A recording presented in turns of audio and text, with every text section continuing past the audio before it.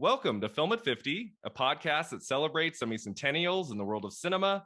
I'm your host, Brian Rowe, and I'm thrilled to welcome Alex Christenson to the podcast today to talk about a big one, A Clockwork Orange, written, produced, and directed by Stanley Kubrick, released 50 years ago in December of 1971. How are we doing, Alex? Doing pretty good. Thanks for having me. Thanks so much for being here. We go back a long way, back to 2003, I believe was the year I met you. The first day I met you, Alex, you talked to me a lot about Stanley Kubrick, your love of Kubrick's films. How long have you loved his movies? Like, did it start when you were very young? Like, what was the first one you saw?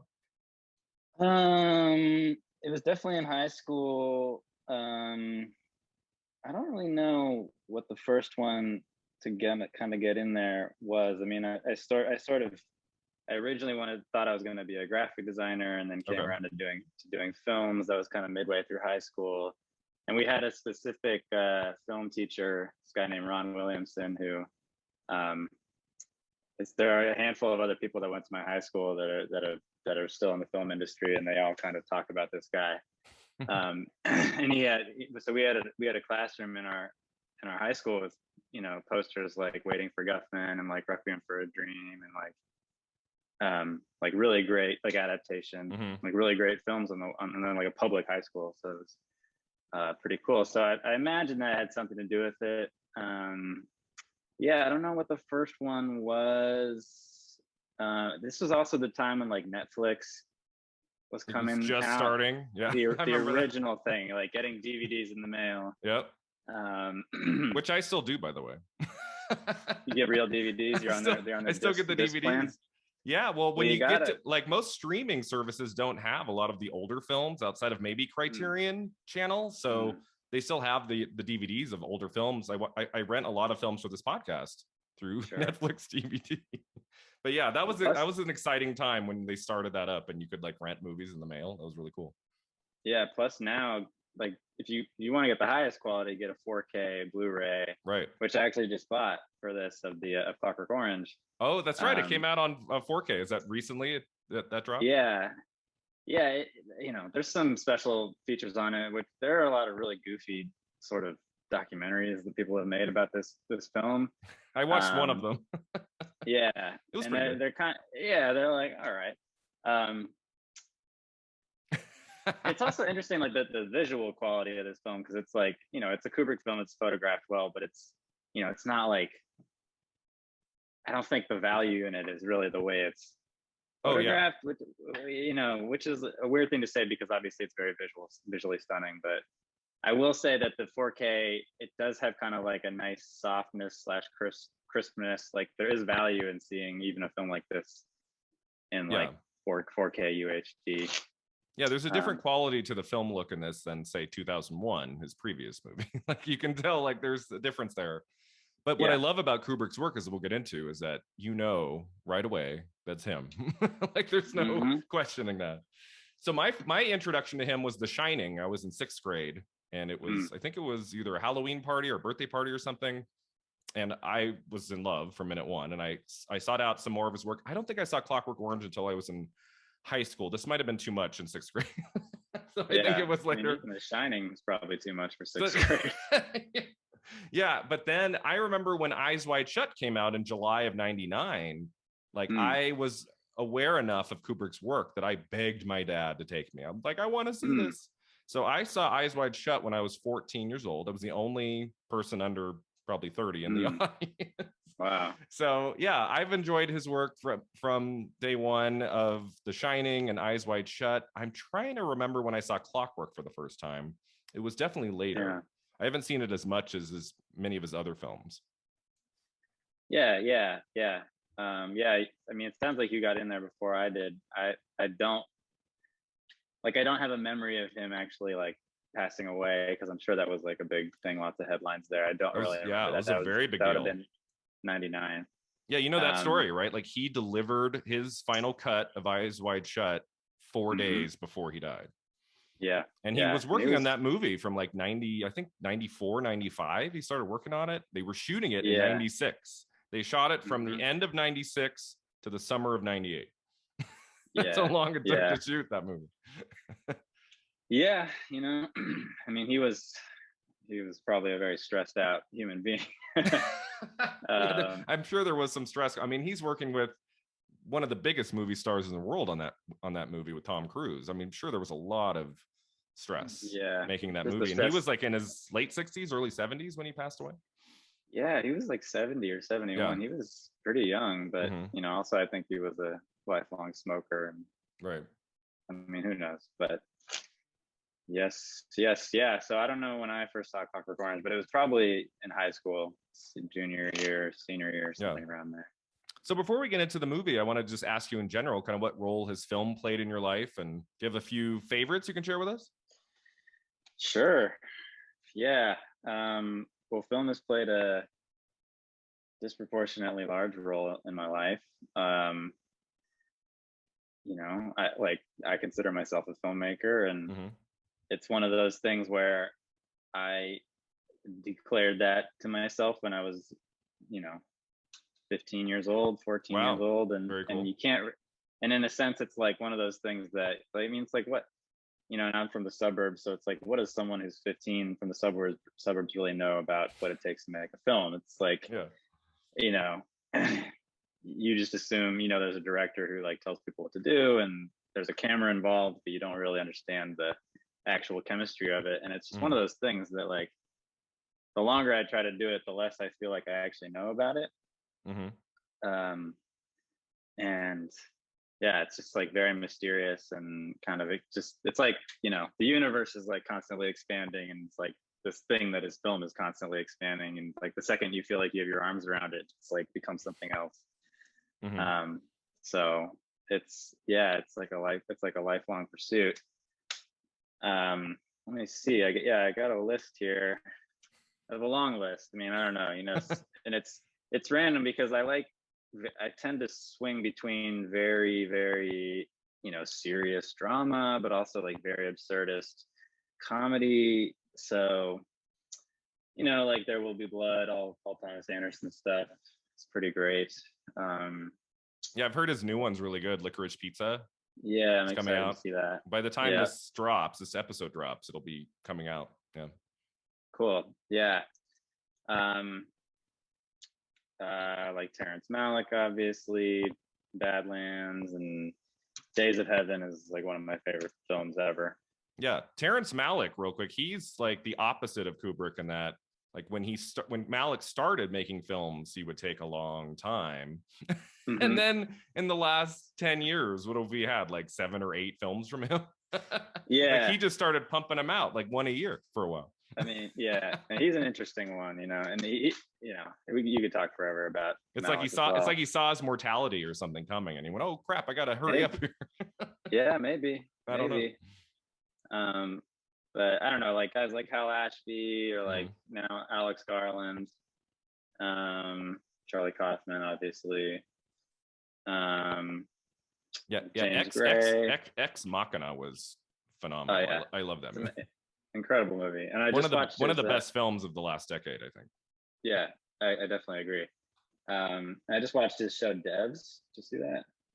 He has a show? I didn't even know that. Yeah. What's it called? I think it's called Devs. It came out, I think, during the pandemic. Oh, it's on cool. I'll check it out. I didn't even know that. Yeah, it's really great. And I'm really not like an episodic TV person. Like I struggle with the idea of episodic. Like I really want closure. I want to sit down and like beginning and end and like get up and I'm done. Yeah. But I really thought that was great. Like he does like really grounded sci-fi, and like that's the music. It feels like something really new. He's like stretching the tone of what TV is or episodic is. Yeah, I admire him a lot. He started as a novelist. He wrote the novel of The Beach that became the DiCaprio movie. I think he wrote like 3 or 4 books, and then he got into filmmaking with 28 Days Later, I want to say it was. Like, did he collaborate with Danny Boyle on that in like a couple 02? Films. Yeah, because The Beach is Danny Boyle, and then 28 Days Later is Danny Boyle, and I think he wrote Sunshine, also Danny Boyle.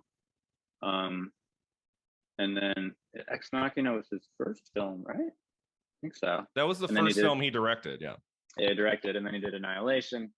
Yeah. which is weird. It's good. It's like weird and like nebulous, but it's interesting. I liked it. I remember watching it. I saw Annihilation opening night in a very empty theater, and I was watching the movie. I'm like, this is not going to make very much money, but I'm really enjoying it. Like, it's really good. Yeah. You respect it. But then like wacky, I love like Office Space and Idiocracy and like those Mike Judge movies. Monty Python, really absurdist type stuff, which Kubrick is also fitting in there too, because like he swings between crazy, serious, psychologically terrifying movies and like really black comedy, which Clockwork Orange is actually an interesting blend of those two things. Yeah, I feel like many of his films blends more than one thing. Like, I think The Shining is at times very funny, even though it's terrifying. Totally. And that's what makes his film so rich. It's never just one thing. You know? Even like Barry Lyndon, which is like, presents itself as this very austere kind of period film, is like, I think it's hilarious. Oh yeah, no, I saw that for the first time. I rented the Blu-ray Criterion of the Barry Lyndon, and it looked just stunningly gorgeous. I think I tried to watch that one. That was the one that once he was an established filmmaker. Barry Lyndon was the only one. I think I tried to watch it when I was younger, and I just couldn't get into it. But I've grown up a little. I was able to watch the whole thing, and I really enjoyed it. I thought, especially towards the end, I was just like, wow, this is a stunning piece of work. Yeah. It's great. It's one of my favorites, and it's definitely kind of the underdog. Like most people know a handful of Stanley Kubrick's movies, but most people don't know Barry Lyndon unless they're like film people. I think part of it is that there's not a huge star in the lead. It's Ryan O'Neal, who people are vaguely aware of from like Love Story, What's Up, Doc? Yeah. But yeah, it's not like where you have The Shining, you have Jack Nicholson, and everyone knows Jack Nicholson. So I think that plays a role in it too. Sure. Yeah. But Clockwork Orange, speaking of great casting, we have Malcolm McDowell, who I don't know if Malcolm McDowell is somebody that everybody knows, but he's definitely been a prolific working actor all the way since I think the 60s he was making film. Yeah, I can't honestly say that I've seen another film he's been in, even though I was watching a lot of, for better or for worse, a lot of the special features around this movie feature him. Obviously you're not going to have Kubrick, and it's like, who else? Like Burgess, is the author, is dead, I think, too, right? Yeah, I believe he died in 93. Anthony Burgess. Burgess, yeah. So it's McDowell and who else? He's kind of a goofball, but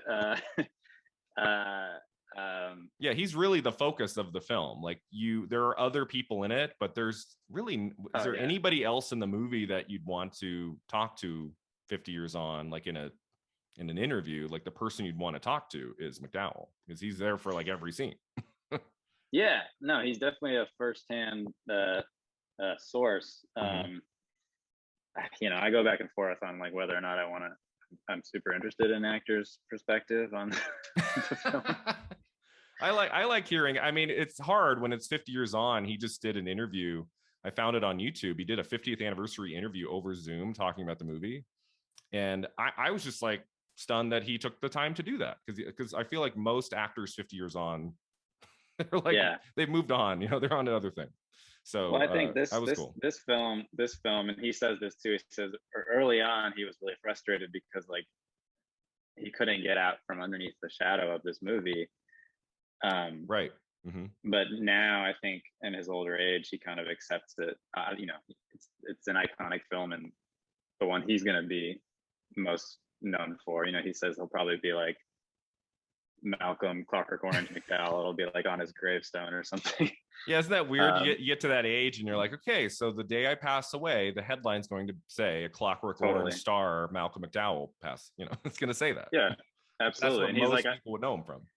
He's like, I've been in over 100 films, and I was like, oh, wow, 100 films, interesting. Yeah, sadly, the only other one, the big one that comes to mind, is the Rob Zombie remake of Halloween from 2007. Malcolm McDowell is Sam Loomis in the remake, the character that Donald Pleasance played in the 78 version by Carpenter. That's like the more recent film of his, like when I think of him. But he's also in a great movie called IF Right. from 1968. That's the film that Kubrick saw and Yeah. said, I want him. I think he's right for this. Yeah. So you've seen IF before? No, I haven't actually, okay. And I should, because it's supposed to be very good. And again, I think this is just a testament to,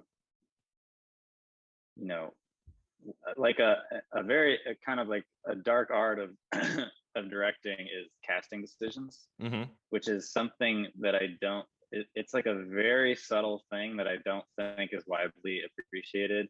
And like a Coen Brothers movie, like look at all their movies, like there's a certain, and they're also writers, but like the composition of all the actors they put in their movies, like from movie to movie, it feels consistent. Like there is a certain kind of like vibe that they are constructing when they pick the actors to play all those roles. Same with like Paul Thomas Anderson. I mean, even a movie like There Will Be Blood versus something really kind of poppy and out there like Boogie Nights, like there is a feel to both those movies. And again, another writer director, so you could say it comes from the dialogue, but like Kubrick, all of his movies, if he's dialing it up, like in this movie where it's Malcolm McDowell and he needs a character to just really be like, this focal point, or something like Barry Lyndon where he needs the character to just kind of be like a bland, boring, almost like a faceless thing, but you don't expect him to be this like cunning manipulator. The casting choices, like, and even Tom Cruise in Clockwork or in Eyes Wide Shut, I would say again that's a similar thing to like Barry Lyndon. It's like Tom Cruise is like kind of an he's really great in that role in that movie. He's great, but he's great in kind of like a very boring way. Like kind of like his character is kind of like, I don't know. It's interesting. Casting is so crucial. I've heard a lot of directors say it's 90% of your success. Totally. If you can cast it right, most of your work is done. Kubrick faced, I want to say it was one of the documentaries on the Barry Lyndon Criterion where they said like to make that movie he had to cast an actor in the lead role who was in the top 10 box office actors in the country, and he sent the script to like the first 9 and they all rejected it, and it was Ryan O'Neal, the number 10, the last one, who said yes. So I do think that Kubrick had some, I think in The Shining as well, where they'd say, okay, if you want to make this film, you have to get a star. And I don't think when it comes to Eyes Wide Shut, like I don't think Stanley Kubrick necessarily desired a Tom Cruise. He probably he had to face a little bit of pressure there from the studio. If you're going to make this kind of a disturbing, weird movie, like we need you to cast a big star in it. I think he had to deal with that a little bit in his career throughout. Yeah, well, he did always work with movie stars. Yeah, most of his films. Yeah, and most big films require a movie star, obviously, for like marketing purposes. But,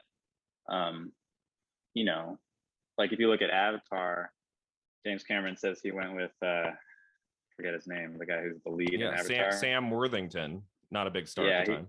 He wanted someone who was like not well known, which is an effect, which I really respect that decision, because then the audience doesn't have any preconceived emotional connection to the face they're seeing on screen. So you can get a better movie out of it, but it doesn't happen a lot for financial reasons. Yeah, it's always thrilling when I put on a movie and I don't know anyone in the movie. Like it really, if it's a drama or something, I can really just get lost in it, and I'm not thinking about the actor. Even in great films, I'll be like, that's Tom Cruise. It's like hard to get unless he's like really disappearing into a role like in Magnolia by Paul Thomas Anderson. Occasionally they're able to do that. I like it when I don't know anybody. I would argue Magnolia is really Tom Cruise. Yeah, no, that's true. But no, I think I would prefer more movies get made like that with actors, because you can't make the argument that there aren't enough good actors. I mean, give me a break. Oh yeah. Like, go to New York for a week. Like, there are so many good actors. And there are tons of actors that are faces and names that are not good actors. Yeah. Yeah. I think Meryl Streep, I remember an interview she said once, she knows a lot of amazing theater actors who nobody knows. The world doesn't really know, because they just work in theater. They've maybe tried to get into film, TV, didn't really work out. They mostly work on the stage. And so most of the world doesn't know who they are, but they're just as good, if not better. But it just is a matter of that. Sometimes it works out, sometimes it doesn't. Kind of depend. Well, speaking of Paul Thomas Anderson's new movie, he's got one of the Haim sisters in it, and Philip Seymour Hoffman's son. Right. Know? So it's really interesting, because he worked with Hoffman 4 times, and now he's working with his son, which is really, really cool. Yeah. So I'm excited to see it. Yeah.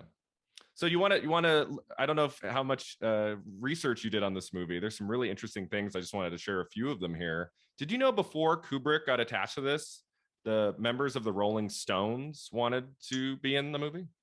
Yeah, I heard that. I heard that Mick Jagger was going to be Alex DeLarge, which could you picture that? I can kind of. I mean, I think it would be a horrible movie, but okay. You can sort of see like Mick Jagger and Malcolm McDowell kind of have the same. They have like very like sharp sort of features.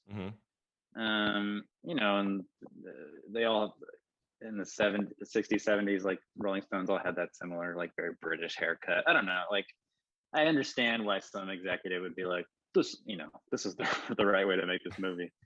But yeah, because I think the book came out in 62, so there was a little bit of time between the book's release and the film's release 9 years later. Ken Russell was attached to direct that version. Ken Russell, who we talked about earlier this year on the podcast, he directed this crazy movie called The Devils with Vanessa Redgrave. I don't know if you've heard of it, but it is insane. And I'm like, maybe with Ken Russell and the Rolling Stones, it would have been a different film. Maybe it could have been interesting. I don't know. Yeah, I mean, who knows? Like, I think one of the hallmarks of the Kubrick version is the style, the insanely stylized approach to the film, and the way it's shot, and the music, and the art direction, and like the violence of it. It's like very theatrical. Yeah. So I don't know that other directors work, but if I feel like 9 out of 10 directors would approach a book like this and say like, well, obviously, it's got to be. The violence has to be very realistic and brutal, etc. Which Kubrick's version kind of goes the opposite direction, which I think is a big reason as to why it works. Oh, that's a great point too. Yeah. Did you know he was working on the Napoleon film, the movie he never got to make, Alex? Yeah, the script is out there somewhere. The script is out there somewhere. It's on the internet. You can read it if you want. Oh, it is on the internet. Yeah. Oh, cool. Because I know he worked on that for many, many years, right? Yeah. I mean, and he was a big card cataloger. Obviously, it was like a big art. After he died, they like took he had just like rooms in his mansion out there in the UK of just like crazy organized notes, and they said he knew what Napoleon was doing on every single day of his life, like what he ate for breakfast, it's like crazy kind of documentation, obviously, and this is like in the 60s before computers, so this is all like done by hand and card catalogs, and there's no looking it up on the internet. You're like looking at books and articles and things. So I guess he was working on that at the time, and the book came his way and he put it aside. He wanted to focus on Napoleon. It was his wife, Christiane, who said, no, you have to read this. I think this might be a good project for you. And, we think of Kubrick as taking long stretches of time between projects. This one actually came pretty quickly. If you think 2001 opened in April of 68, he was shooting this Clockwork Orange in 1970, and it came out in December of 71. So it was a pretty quick process, like for him. Usually it's longer than that. Yeah. I read this was the turnaround was the fastest in his entire career. Yeah. Which is, I think it's reflected. I mean, there's so many creative decisions in this movie that are just like it feels very impulsive in a way. Like one of the best quotes I've heard about Kubrick is on that. There's a documentary that I think came out around the time he died, where Spielberg is in it, and he's saying like, you know, he said like most directors or most filmmakers, like they start with a pencil sketch and they do like a very fine kind of outline and then they fill it in. Like he's like, what Kubrick would do is he would just take like primary colors, just like one, just slap it across, you know, and then another one, like, you know, if you got red, boom, so it's like one bright red streak, and then like you take blue and like boom, one bright red streak. So he would make these big creative decisions off the bat, which I feel like Clockwork Orange is a great example of that. Yeah, you know, it just so happens that like his impulses, you know, he's Stanley Kubrick, he's a genius, so whatever impulses he had at that moment ended up making this film. Yeah, that's really interesting. Yeah, I mean, I think if he had been really precious with this one and he had spent 2 years shooting it and 2 years at it, I don't think it would have the same power. Yeah, I like that it's more of an impulsive film for him. It makes me wonder if he could have had one or two more of those, you know, like in the mid 80s, 92, like a movie that he spent a year and a half on, just booms, and it came. Like I wonder what that would have looked like, especially later on, because towards the end it was always like 5 years, 7 years, 12 years.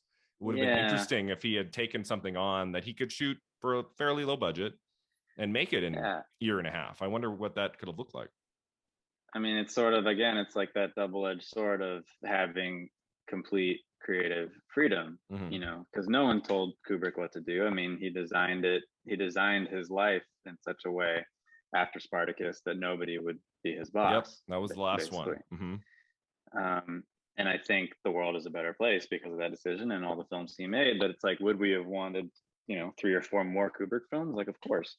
And you could make the argument that like maybe if he had a boss, or maybe if, you know, he had some deadlines, it would have been a better thing.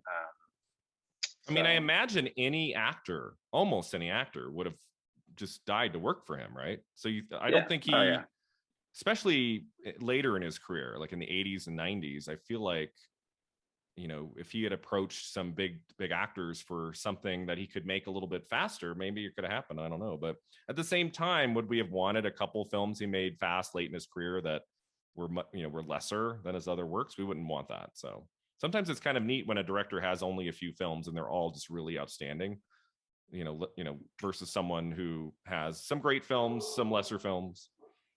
Totally. You know, speaking of it, you know, Steven Spielberg, you know, AI was something that Kubrick wanted to make for the longest time, and then Spielberg ended up making it. And in some ways, I kind of feel like that might be the last kind of great Spielberg film he's made in the last 20 years. You know, he's made some good work in the last 2 decades, but it's hard when a director is actively producing films for 50 years. They're not all going to be like on the level of a Kubrick, but that's again kind of a double-edged sword. AI is super interesting because you know, it was a Kubrick film, and then eventually he realized that Spielberg would be a better director for it, and he was going to executive produce it and have Spielberg direct it.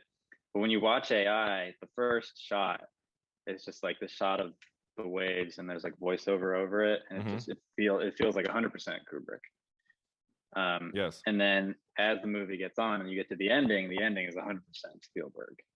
It's so like, just I thought the same thing. I read that ending where we go into the future, thousands of years, whatever it is, and there's that kind of saccharine, like, oh, he's reunited with the mom again, that was Kubrick's idea.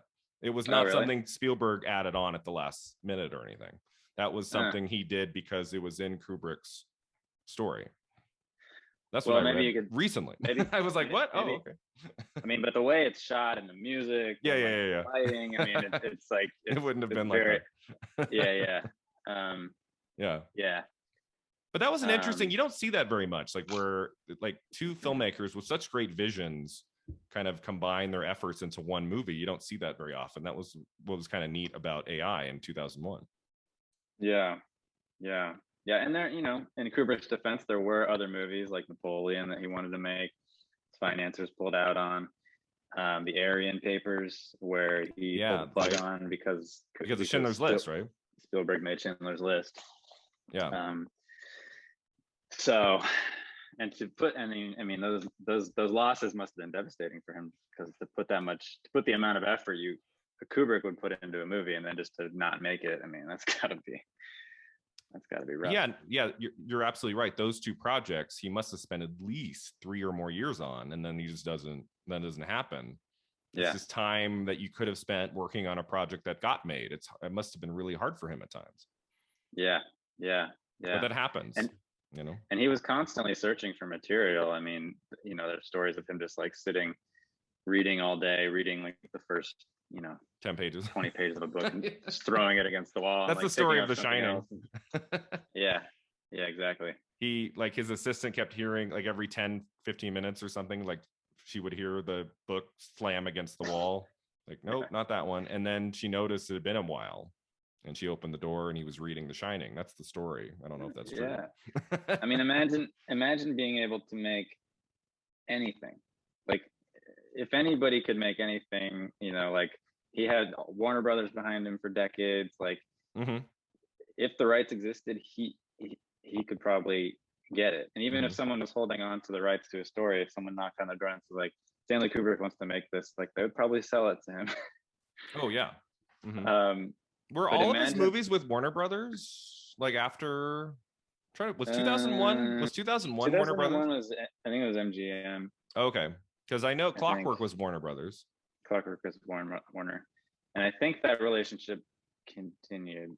Yeah, I think Eyes Wide Shut was Warner Brothers, so it must have been from Clockwork to Eyes Wide Shut. I think those last 5 films were all Warner Brothers. Yeah. So yeah, at least he had that backing from that company. That must have been really helpful. But just imagine, like, the discipline of having, again, he had just had ultimate freedom. He could have made anything he want, and just doing nothing. I mean, like, searching for material until it really moved him. Yeah. Versus most filmmakers, like, they'll do whatever gets handed down to them. It's like, hey, you want to make a movie out of Yahtzee? Yeah. It's like, yes, you got a job for me? Job? Yeah. So Clockwork Orange, this comes out at the end of 1971. This movie got mixed reviews from critics. Does that surprise you at all? No, because every single movie that Kubrick did, and it came out, everyone was like, this is terrible garbage, blah blah blah. And then 10 years later, it's like a masterpiece. Yeah, 2001, did that get mixed reviews? Absolutely. There's a very famous Shining. Executives walking out of 2001 screening, literally saying, like, well, that's the end of Stanley Kubrick. Can you imagine? Yeah. I think Doctor Strangelove did well with critics. I feel like that might have been the most beloved of his films with critics, was Doctor Strangelove. Maybe. Yeah. But I think he faced, I think especially towards the end, it got to a point where he was on such a high pedestal that critics would like to take him down a notch.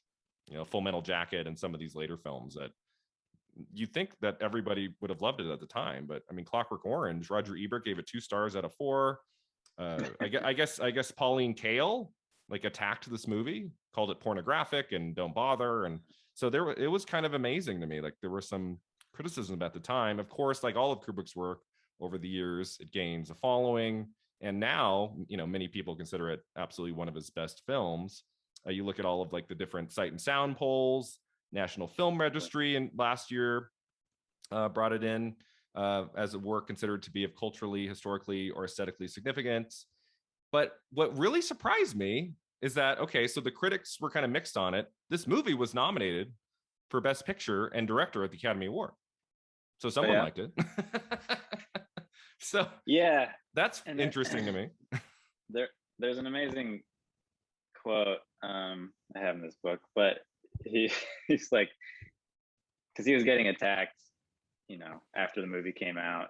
I mean, he was getting death threats, but also just like critics attacking the movie. And he just lists off like all of the awards it's been nominated for, like the film critics, and it is literally like a roll call of every single governing film awards body you could on planet Earth, and they're just all just like, this is like a great work of art. And Kubrick even says, he's like, they're saying it's a work of art, which sounds pompous until he like lists off, if anyone were to give it that that that name, like it would be all these organizations that make those decisions publicly. Yeah,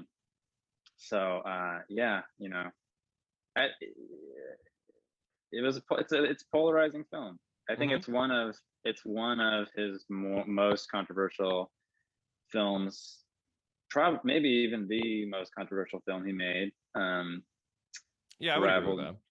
Raveled, maybe. I mean, Lolita had some bumps. Eyes Wide Shut a little bit. Eyes Wide Shut, but mainly just because of the orgy scenes. The orgy scene. But Clockwork Orange is like, it was polarizing because of the actual like fabric of the narrative. They say it's, people get very uncomfortable when you sympathize or empathize maybe with the character who is all the things that Alex DeLarge is. Murderer, he's our lead character. He is our point of view character throughout this, and he does some pretty horrific things in those first 30-40 minutes, and you are expected to go along this journey with him. It's not something that, especially in 71, audiences were prepared for in any way. Yeah I mean, it's hard for me. I don't, because the 70s, the late 60s, 70s, like film, there were insane films getting made. All psychedelic films, like very violent films. So versus a film like 2001, which in terms of the context of when it was made, like there really was nothing else like it. Like, he just came out of nowhere and just like set the tone for sci-fi going forward. I mean, we're still trying to get out from under the shadow of 2001, I think. Exactly. But Clockwork Orange maybe fit in a little bit more organically, even though it's like a very distinct visually film. A lot was said about like how Kubrick wanted to make a youth culture film. Like he was seeing all these films getting made, like Easy Rider, and like all this youth culture stuff being reflected on in film, and he wanted to make one of those. Okay. So it was an interesting angle, I thought. Yeah, in a way, it's like one of his most contemporary films. Like when you think of 2001, Barry Lyndon. I mean, The Shining is, I guess, set in the year it came out, right, 1980. But that's kind of has a different feeling. And Clockwork Orange definitely feels like a movie of its year, of its time. It's not a period film, a futuristic movie. So that's something that we don't see. The future. Oh, right. It is supposed to be like, do we get a year? It's supposed to be in the future, but there's not a designated year. It's one of those things where it's supposed to be like, it's like a Black Mirror kind of approach of its day. It's like the near future. Somewhere in the near future. Right. Yeah. Where something like the Ludovico treatment would be scientifically possible. But because it was made in the 70s, like all of those, like, well, what will the future be like? Well, obviously it'll be like now. Exactly. It'll just be like this wacky version of 1970 whenever they shot the film. Yeah. That's something when I watch Clockwork Orange, I'm not always thinking like, oh, this is clearly like Kubrick's version of the future. It just feels like stylized, like in terms of the costume design and, his mom's purple hair. I'm just like, oh, that's a choice. Yeah. In this place. So sometimes the futuristic element of this movie, sometimes I forget that even is a thing. Yeah. It has like a light sci-fi element just because of the Ludovico treatment itself. Right. But otherwise it's pretty realistic, I guess. All right, so let's get into it. So what are your thoughts on Clockwork Orange? Like, just overall, what do you make of this movie? It's really it's like it's a big question. It's such a bonkers movie, man. I don't know. It's like, how do you even the first thing I'll say is there are other Kubrick movies where if you handed me a script to like Barry Lyndon, they'd be like, okay, I would know how to maybe shoot this film, or like an Eyes Wide Shut, but like I would never know how to make Clockwork Orange. It's a great point. It just in the way everything, like the art direction and the stylization of the cinematography and the music choices, which a lot of those were made off the cuff. One of the things about Kubrick, and I think most of the best filmmakers say this, is like, you can plan, you should do storyboards, blah blah blah, like do all the prep you can, but trying to like visualize how something will be shot until you're actually there, until you can actually see the actors in the space, like trying to figure out how you're going to shoot it before that point is a waste of time. Right. Mm-hmm. Which is, I think, the mark of like a real master filmmaker, is to like get on set and to see what you have to work with, and then base your decisions on how you're going to shoot it like live. Mm-hmm. Also, granted, Kubrick had as much time as he needed. He could stop shooting for the day, take a break, work out something, come back the next day. It's like, no, and Clockwork Orange is actually a very low budget film for him. Yeah, I read it would cost about 1.3 million. Yeah, they shot everything on That's location. Pretty low for this. Yeah, I mean, this is a pretty epic film. I mean, for a little over 1 million. They did a lot. They did a lot with just the choices of the locations and some art direction. But I think it's a response to coming off of 2001, which was like very famously over budget and took a long time to make. And he kind of wanted to prove that he could make a low budget film. Have you read that book by, I think it's Michael Benson, wrote a tell-all book about 2001: A Space Odyssey, the making of? I believe it came out in like 2017 or 2018. It's like 400 or 500 pages, and it just goes into every detail you want to know about the making of the movie. It's really good. I read it a few years ago. And I remember one thing that, like, I think the original intent was for the movie to open in December of '66, if I remember correctly. And it just kept going and going. And then they were like, okay, well, it will come out in the fall of '67. It's coming. Yeah. But it still needed time. Yeah. So it was one of those things. Yeah. So this film was probably a response to a lot of that. He's like, I'm going to shoot it for cheap and I'm going to shoot it fast. Yeah. And, the iconic costume of Alex DeLarge is like, that's like a cricket uniform out of the back of Malcolm McDowell's trunk. Mm-hmm. And wearing the like groin protector, which is supposed to be worn underneath the pants, wearing it over the pants. These are all just decisions that Kubrick was like making organically in real time. He didn't sit with a costume designer like months in advance and be like, all right, like, what is this look going to be? He kind of just like, literally it came out of the trunk of Malcolm McDowell's car. Yeah. Exactly. and like, that single eyelash, which is again, like so iconic. It was just kind of like, I think the costume designer just like had it and she put one on and Kubrick's like, yeah, that's it. So I think it's really like, it's a hallmark of, it like explains how this movie was made. It just kind of like these gut decisions that he was making and based on his understanding of the tone of the book and how that should be put on film, they were just like, it's a series of insane decisions that like kind of coalesce and come together in the film. Yeah, and at the same time, he has source material, and I read that this is the closest like he ever stayed to the source material, to the book. I haven't gotten a chance to read the book. Have you read the novel? I read it a long time ago, and I do remember being like, yeah, this is pretty much, you just feel like you're watching the movie. Interesting. So like some of his voiceover in the movie, does it come like directly from the book, or did Kubrick add that in? It's a first person narrative, and it's like it's got just tons of that NASDAQ kind of like slang that he invented for the book. Mm-hmm.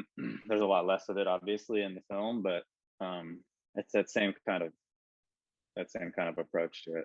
That's interesting. I mean, I feel like most of his films, Kubrick, didn't he usually start with a novel? I mean, I feel like that was the case of The Shining. Eyes Wide Shut, I think, was a story. It's a novella. Yeah, a novella. Was Barry Lyndon based on a novel? I can't remember. Yeah, it's a William Makepeace Thackeray novel. Okay. Shining, yes. I mean, Strangelove, like ingeniously, was a serious book, and he was working on adapting it, and then he realizes this is like totally insane, and then it became a comedy. Mm-hmm. But that also was original. Clockwork Orange, 2001's interestingly like written at the same time as the novel with Arthur. That's right. I think I remember reading that in the tell-all book. Like they were kind of collaborating as Clark was writing the novel. Yeah. So there is a book of 2001 which you can get. I haven't actually read it, but it has just a bunch of additional information that. Yeah. Lolita's a book, obviously. Spartacus was a screenplay, but that's not really a Kubrick movie. Has the Glory, a book, I think. Yeah. So yeah, that was just something that but he would use that source material and then like on Clockwork Orange have those impulses, be able to think on the fly while also staying true to the original novel, which I think is really cool. Yeah, there was a thing in one of those documentaries where, I think this is a movie that's like so kind of like notorious that there are stories that are like not true floating around out there. Because if you can find the screenplay online, and one weird thing about the screenplay is like he flipped the dialogue and the description, like the formatting. So usually it's like the description is like takes up the whole page, and then the dialogue is smaller, thin column.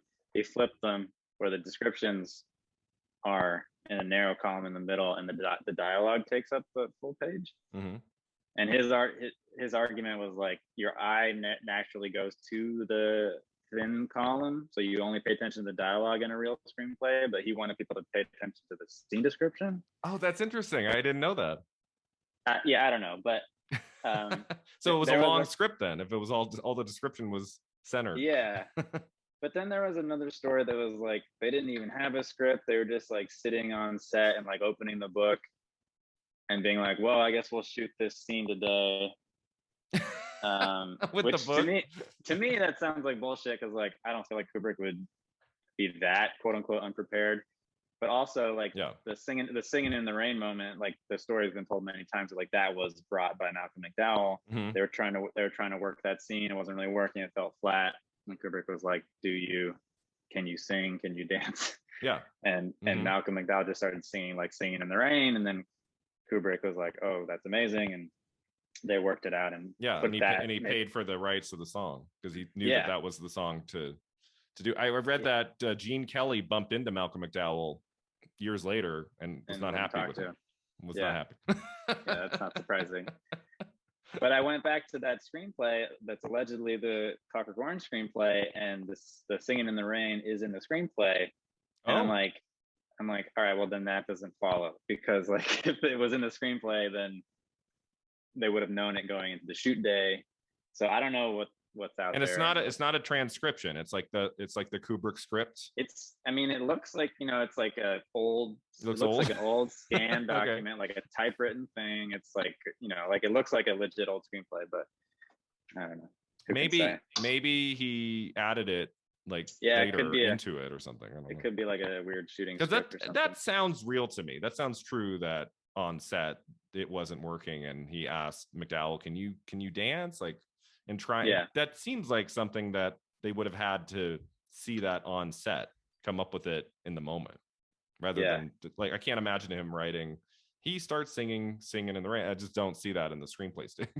Right. I mean, unless it was in the book. But I mean, that's an example. That's an example of that is so out there. That is so left field. And being able to make that decision on the fly on set and being like, yes, that is what is that's like the backbone of this scene, is like you singing in the rain while you're like assaulting and raping this woman. Yeah. That's an insane choice. And to have the confidence to make that like on the day is,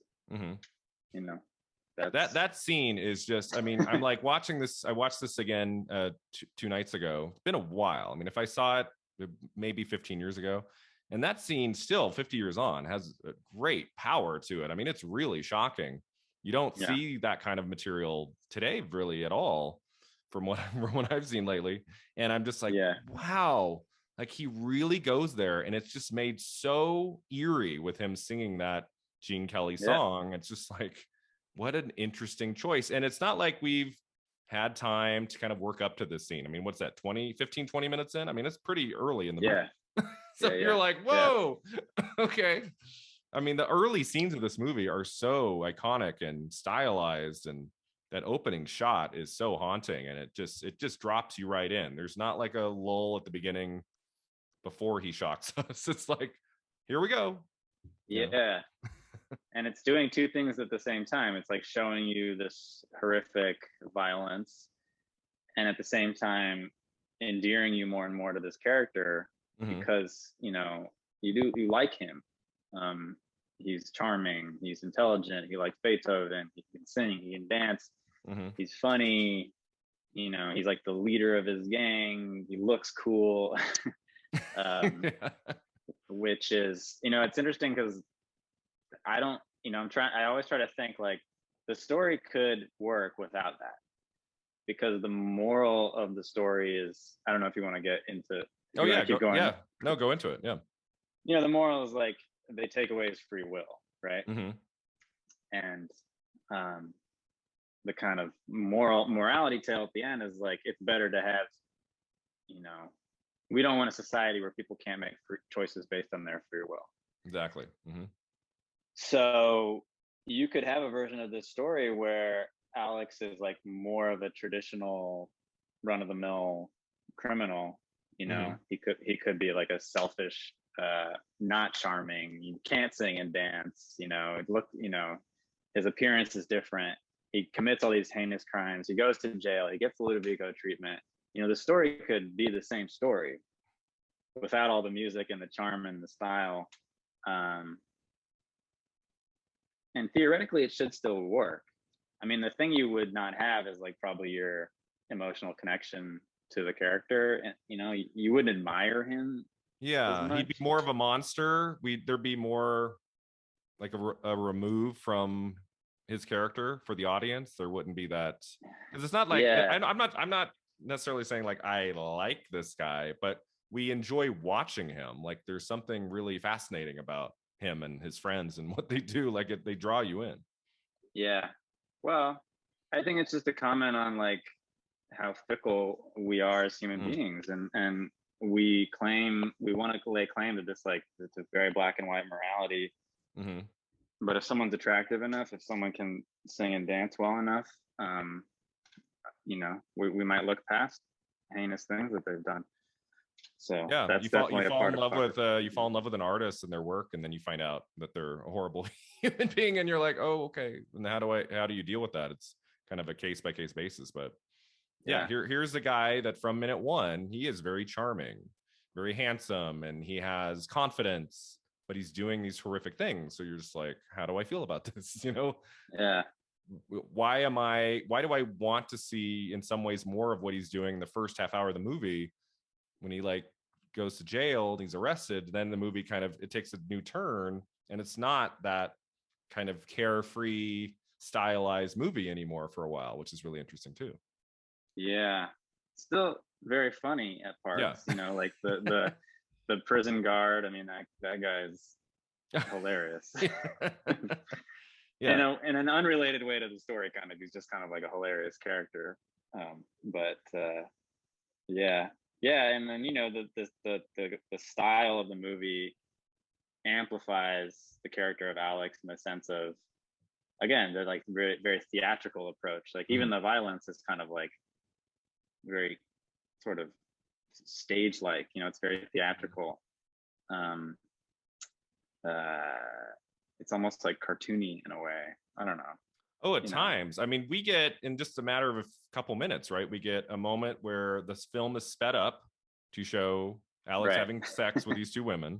I mean, that's a scene. I'm like, I don't know if any other director would have thought of doing that. Like that is just like wild. It's like, okay. And then after that, he's pushing his friends into the water, and that's like ultra slow motion. So he's playing with like both sides of that.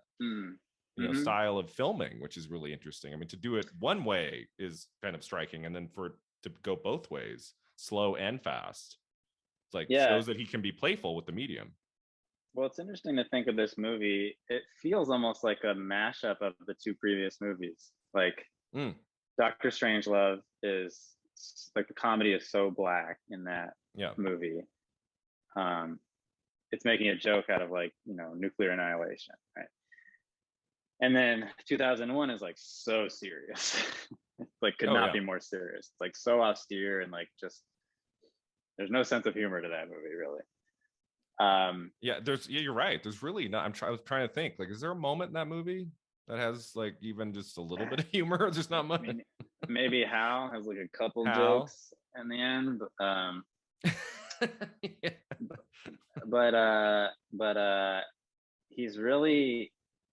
but he really developed the sense of like using classical music in 2001.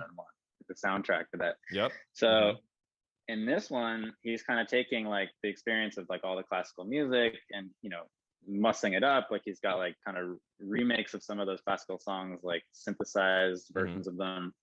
And it's even like I thought about this earlier, because you know how you can see that 2001 album cover in the record store where he picks up the two girls. No, I didn't notice that. You can see 2001 in there. Yeah. So it's cool. Because he's like walking around. It's like a long tracking shot, and then he stops between those two girls, kind of, and they're looking at the records. Like the shot, you can see there's like a record cover of the 2001. Okay. Like, and it's always been there. I've always known about it, but I kind of I put the connection of like, oh, it's like the music of 2001. It's like in a record store. It really feels like he's almost saying like this film had like that the score of that movie is like in this film in a way. I don't know. So there's like a connection between the two films, even though they're very, very different. It's interesting. Yeah. Do we see a Clockwork Orange album in Barry Lyndon? That would have been a great Easter egg. That would be something. One scene an hour in, Ryan O'Neal finds an album on the ground. Yeah. That's really cool. I like that observation that there is a connection between them, because you wouldn't really think about, because they're so vastly different. But yeah, I mean, the work that he does in this movie, I love just the cinematography. I talked about the different speeds of film, but also we have the long tracking shots he's very known for. We see a lot in like The Shining, but then he also has a lot of moments where he has the handheld, which I remember was really striking in Barry Lyndon, when he had a few moments. Like there's that fight scene in Barry Lyndon where there's a lot of handheld and the camera's kind of spinning around the characters. Yeah. You see a film set in that time period with the camera shaking like that was very strange. You don't see that very much in like historical films, especially of that era. And so it was cool to see him playing with that too in Clockwork Orange, not being like super precious. It's not all going to be like dollies and stuff. Like we have different kinds of filming here. That shot of him going into the record store is really striking. And it's just, there's so much thought put into the way that the movie is going to look. Yeah. Fight scenes, and he would operate handheld cameras usually. Oh, that would be him. Okay. Yeah. Then that, you know, that's always the thing with like, he had a DP for all his movies technically, but like he was a photographer, you know, like he is, you know, the photographic approach to all of his movies is so consistent. He's essentially like a DP director in a way, you know, and you know, what all of his films are lit. I think they're sort of timeless because they're all lit with like practical light. You'd never, you know, it's as opposed to like a Spielberg, where it's like even some of those like 90s movies, those 90s Spielberg movies, you're like, oh my God, like where is this light coming from? And it's like it's like pitch black out and there's like all this light. Yeah, where it's just like God rays coming in through every window, and it's just like there's so much like haze and smoke in every single room. I mean, it's beautiful, but it's also just like such a dated look. Like when you watch those movies now, you're like, Jesus. But like I think Kubrick movies, they tend to look very flat in a way because of that lighting approach. It's like, you know, they're just bulbs in the spaces, or Barry Lyndon, it's like sunlight or whatever. But the films feel timeless because you can watch them 30 years later and they're not dated by some like look that was like trendy at the time that the movie was made. Oh, absolutely. And like he'll only like most of the time I feel like I'm watching something that's really happening. I did notice I was interested in what you thought of when he used the rear screen projection for when they're driving, which is looks very phony. I was curious. Obviously, that was a stylistic choice.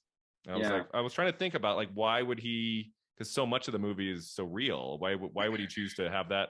Maybe because he's trying to give it that black comedy element, like they're on their way to this horrific event, but he's giving it like this stylized rear projection, old school look. I don't know. I'm trying to think if there's any other, like if he has any other driving sequences or any. Yeah, there's not much. Films. There's some car stuff in Eyes Wide Shut, but that's very modern feeling.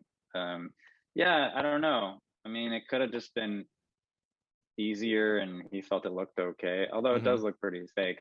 I mean, you know, there, but there's also the element of like Alex, the character, is like kind of into very cheesy Hollywood things, like all of these visions of him like playing like the Roman guard, like lashing Jesus as he's like going to the cross. It's like all very, it's done very poorly, kind of like on purpose.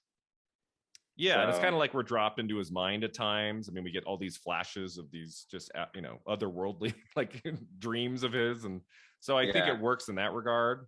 I mean, just that opening shot where he just pulls out of Mcdowell's face and he tracks across the whole room. It's very striking the way that room looks, and I'm like, nobody's really moving. Like, right. So that's a choice too. Yeah, I mean, it also doesn't really look like a real bar. With their milk. Yeah, but it looks like a set very much. It almost looks like a poorly approached like set, which, you know, Kubrick would, he's aware of all this stuff. Like they're done on their decisions made on purpose. Yeah, it's not an accident. Yeah, and he will do a lot of that. I think because of his background as a stills photographer, he will do a lot of those, like they're almost like stills, like, and it's in Barry Lyndon too, where he's like pulling out of these zooms and they're filmed, they're shot, but like no one's moving, you know. They're kind of just like. He also loves the shot where like he's on the ground, like the camera's looking up at someone. That's in a lot of The Shining, and I noticed it in a few scenes here too, like where he's like on his back with the camera like pointing up. I always think about that shot of Nicholson in The Shining when he's at the door and he's like, "Come on, Wendy, open the door," and it's just like there's that footage of him on set like trying to figure out the shot, and he like gets underneath Jack and is like, "Oh, this is it." It's always so cool. It works out. It's weird in this movie where the writer at the end, I mean, where he's hearing him singing in the rain, and he kind of puts all the dots together. He realizes like this is the kid. The look on that guy's face is like totally crazy. Yeah, there's a lot of good like planting and payoffs in this one. Like it's a really well constructed screenplay, and that a lot of stuff that happens in the first half hour has kind of a payoff or kind of a second moment in the last half hour, 40 minutes. I mean, when Alex returns to that house where it's no longer that woman there, it's like a buff guy in the play. Like we get that same shot, the dolly shot that tracks over from the writer to the other side. It's like the same shot. It's almost like they did it like the same day or something. They shot it at the same time, and then like the shot of him coming down the hallway is the same. So there's like these cool like repetitiveness that it tells us that he has changed, that Alex has changed, because when he comes in the first time, he's a whole different person than when he comes in the second time, and he just like drops down on the floor. Also, that bodybuilder, you know, that's Darth Vader. Really? Yeah. That's the actor who's in the costume? Oh, interesting. Yeah. I thought he looked like the young actor Ty Sheridan. Like if Ty Sheridan really bulked up. So known. Did you notice, speaking of connections, Philip Stone, who plays Alex's dad, he is in The Shining. He's the guy in the bathroom in The Shining. Yeah, he's also in Barry Lyndon, I think. Oh, is he in Barry Lyndon too? Yeah, I think so. So sometimes when I think of Kubrick, I'm like, geez, outside of Peter Sellers, who's in both Lolita and Dr. Strangelove, sometimes I think about like he seems to use new actors movie to movie. But here was a character actor used 3 times or more, so that's cool. Yeah, and then he did 2 with Kirk Douglas, I guess. Right, Paths of Glory and Spartacus. Yeah. I think Kirk Douglas is the one who reached out to Kubrick to do Spartacus, right? Yeah, they started with a different director. There was a director that he fired. Yeah. And that wasn't it the hardest movie for Kubrick to make? Was Spartacus? Just really struggled on that one.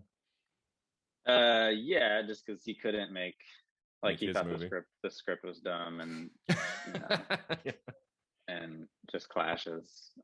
But you know, he was like 31 years old, and it was like the biggest budget film at the time, and it got like 7 Oscars. So it's funny that he disowns.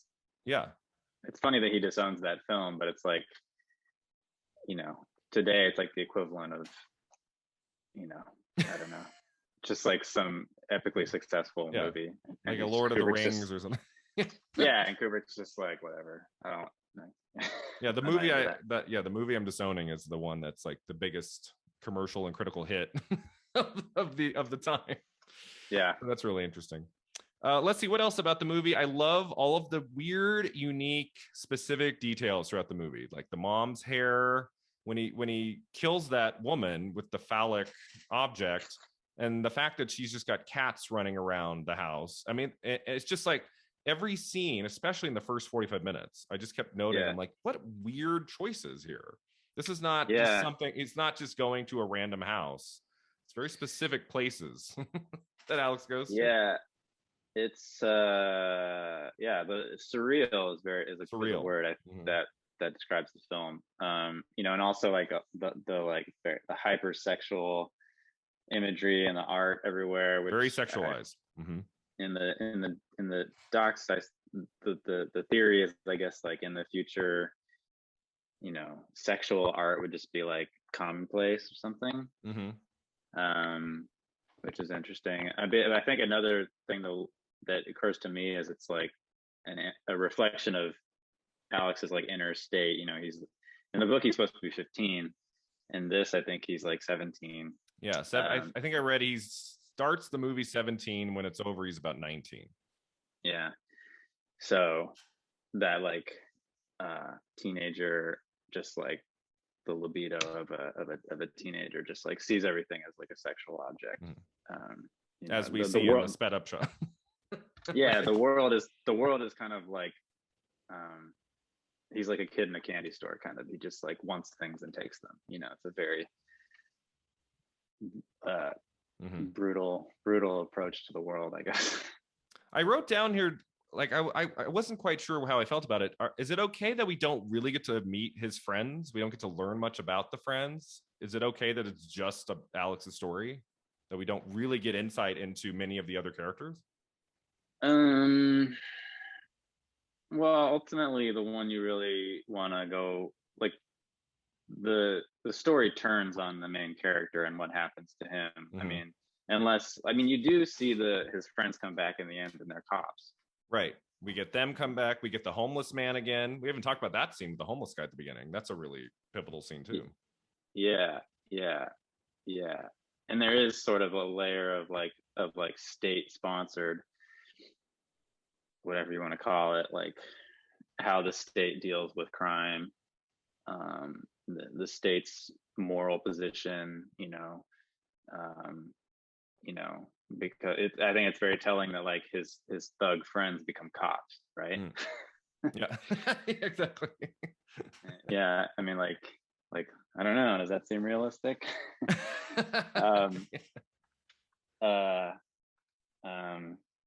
But I love that. I love that. I was like, okay, so we're not going to really get to know the friends, but the way that they come back and now they're cops, and the way they kind of torture Alex outside when he is in that, his head is dunked in that water for a while. Yeah, that's a really Malcolm McDowell. Like he went through some torture himself on this movie. Like the famous scene of him, with the eyes. Like he actually got hurt doing that. Kubrick had to really like beg him to get more shots. And he I think he injured his back. He like fell or something. He injured his back, or like he had some physical difficulties on this movie. That's always a fine line too. It's like, as a filmmaker and your actors, and because there are people they can get injured. I don't know if you could do that now. I don't think in 2021 you could make a movie where you have a scene of your actor and they got stuff on their eye and it actually does injure them. Like something happens where they have to go to a doctor, and then you bring them back and then finish the scene. Like I don't know how that would work today. I don't think you could get away with that. I don't know. There's horrible stories of film sets. I mean, case in point, what just happened. With Rust. Kubrick was one of those directors. Like he was not an actor's director. He was not someone who came from the theater, like that filmmaker who made If with Malcolm McDowell, or like a Sam Mendes, who can like really get granular with the actors, and he was, I guess, more, you could say, like a Hitchcock approach, is just like he just saw the actors as kind of like another thing, a prop in a way. Yeah. Yeah. McDowell said he was disappointed after they wrapped shooting. Like, they didn't continue a friendship of any kind. Like, they didn't, like, Kubrick never reached out to him. Yeah. And he said he was kind of hurt by that. Like, he thought, I mean, they worked so closely together for 8 months, whatever it was, on the movie. He was kind of surprised that Kubrick would just distance himself, you know, because that's a very close working relationship. He's in every scene of the movie. Right. Yeah. You know, it's like he was a guy doing a job, and that was that was Kubrick's perspective. Is he was a thing that he needed at a certain time, and then once he was done, he was done. Yeah. Yeah. Exactly. So, I mean, I think McDowell you know, his performance in this movie, outside of Kubrick's direction and the cinematography, I think McDowell's performance is what really makes it special. I just think he is outstanding in every way. I was watching this. I was like, how did Malcolm McDowell, this movie came out in December of 1971. The movie got Oscar nominations for picture, director, screenplay, film editing. How did Malcolm McDowell not get a Best Actor nomination? Like, he is all over this movie. It's such a striking, unusual, terrific performance. Walter Matthau gives a really bad performance in this movie we talked about in September called Koch, where he plays an old man. It's not great. Like, how did that performance get nominated over McDowell in this movie? Was he too young of an actor? Was it just too much for the Academy? I don't know. Well, it could be. I mean, this is the kind of movie that's like everything that Hollywood and the Academy like hates, right? because look at everything that they glorify, right? They want like the very classic black and white morality tale, right? With the hero who selflessly, you know, sacrifices himself at the end or whatever. And this is like totally on the other end of that. Like, I'm trying to think, are there other anti-hero type movies where that just got like littered with Oscars? And like, did Taxi Driver get Oscar nominations, or like? Yeah, it got nominated for a few things. I don't think it swept the Oscars in any way. I mean, I'm thinking about the new film Joker won Joaquin Phoenix the Academy Award for Best Actor. That's a role that I think is kind of similar to Alex in this movie. It is. Although that's a little more like high profile, just because it's like a DC, right? It's not Marvel, it's DC. Yeah, DC. Yeah. Or like Nightcrawler. Such a great performance. It's like one of my favorite movies, and I don't think it got any. Did it get any Oscar nominations? It was one of the biggest disappointments, because that was in my top 5. I love that movie, and it got a best screenplay nomination for Dan Gilroy, the director. Right. But I'm like, how do you not nominate Jake Gyllenhaal for that performance? I'm like, come on. The physical transformation, number one, and then the performance itself, the emotional performance he gives in that is so striking. I don't know. That was surprising. So yeah, I'm not surprised that they didn't nominate Malcolm McDowell for an Oscar for this. But I think he was deserving. I just think he makes this movie what it is. I think if he had gotten even a slightly lesser actor, I don't know how many actors at the time of this, you know, playing 17, 18, 19 years old could have pulled us through a 2-hour, 15-minute movie the way that McDowell did. Yeah, I mean, I think Kubrick even said, like, if McDowell wouldn't have been able to do the movie, he might not have done it. Oh, he said that? I didn't read that. He actually said, because I've heard directors say that sometimes. Like, Sofia Coppola, when it came to Bill Murray on Lost in Translation, she said if Bill Murray had said no, she wouldn't have made the movie. Yeah. I mean, it's hard to think of another actor playing the McDowell role. But regarding the Oscars, I mean, a bigger question is, why did Kubrick never get nominated for an Oscar his entire life? Apart from a visual effects. Oh, you mean why didn't he ever win? Yeah, his only win is for visual effects of 2001, right? Yeah, I guess did he get nominated? So he got nominated. I think he was at least once, maybe twice nominated for Doctor Strangelove. And he might have been nominated for Spartacus. I can't remember. And then he got a director nomination for Clockwork. I believe. Okay. Did he get a director nom for Barry Lyndon? Can't remember. Maybe. like it would have, the last one he would have been nominated for director wise, I believe, was Barry Lyndon. And then I think that was a movie they expected it to do better at the Oscars. And I think it got a couple nominations, but didn't do great. And then no nominations for The Shining, Full Metal Jacket, Eyes Wide Shut. I think the last, it would have either been Clockwork Orange or Barry Lyndon, but he never won an Academy Award for directing. Same for my favorite Alfred Hitchcock, where I'm just like, how did he never win? It just happens sometimes. Sometimes it's just like it's the wrong year. If it had been a year before or a year after, they could have done it. But 1971 is a very rich year for films. We've talked about a lot of great ones, so it was a tough choice. Yeah. I mean, Kubrick is not. His films are not the kind of films that the Academy really like. They're difficult. Like they don't tell you what to feel. Yeah. They're sort of like opaque in a way. Yeah. They're they're stunning, but Hollywood they don't like that. they want to know what to feel, and they want it to be good. Well, I think they were a little more open to that in the 70s. This is a very specific time of filmmaking, from like 69 to like 74, especially. Sure. You see a lot of kind of esoteric, weird films in the Best Picture, Best Director nominees these few years. But I still, watching this 2 nights ago, I'm like, I'm kind of surprised that this got a picture director nomination. I feel like this would have been one in December of 71. It's too early for that. They would have all said it's too early for this. Nope. Turn to something else. But they picked The French Connection, which is a really film of its time, like a really cool kind of, not an action movie, but like, I mean, it's kind of it has both drama and action, but it's not a stilted, stiff movie by any means. It feels very much of its year. So that's at least something. It's not like they went with some quiet, old-fashioned drama that could have been made in 1945. So that there's at least that. I wish he had won, like, just out of nowhere, just gotten a director win somewhere. Like, for one of these would have been nice. I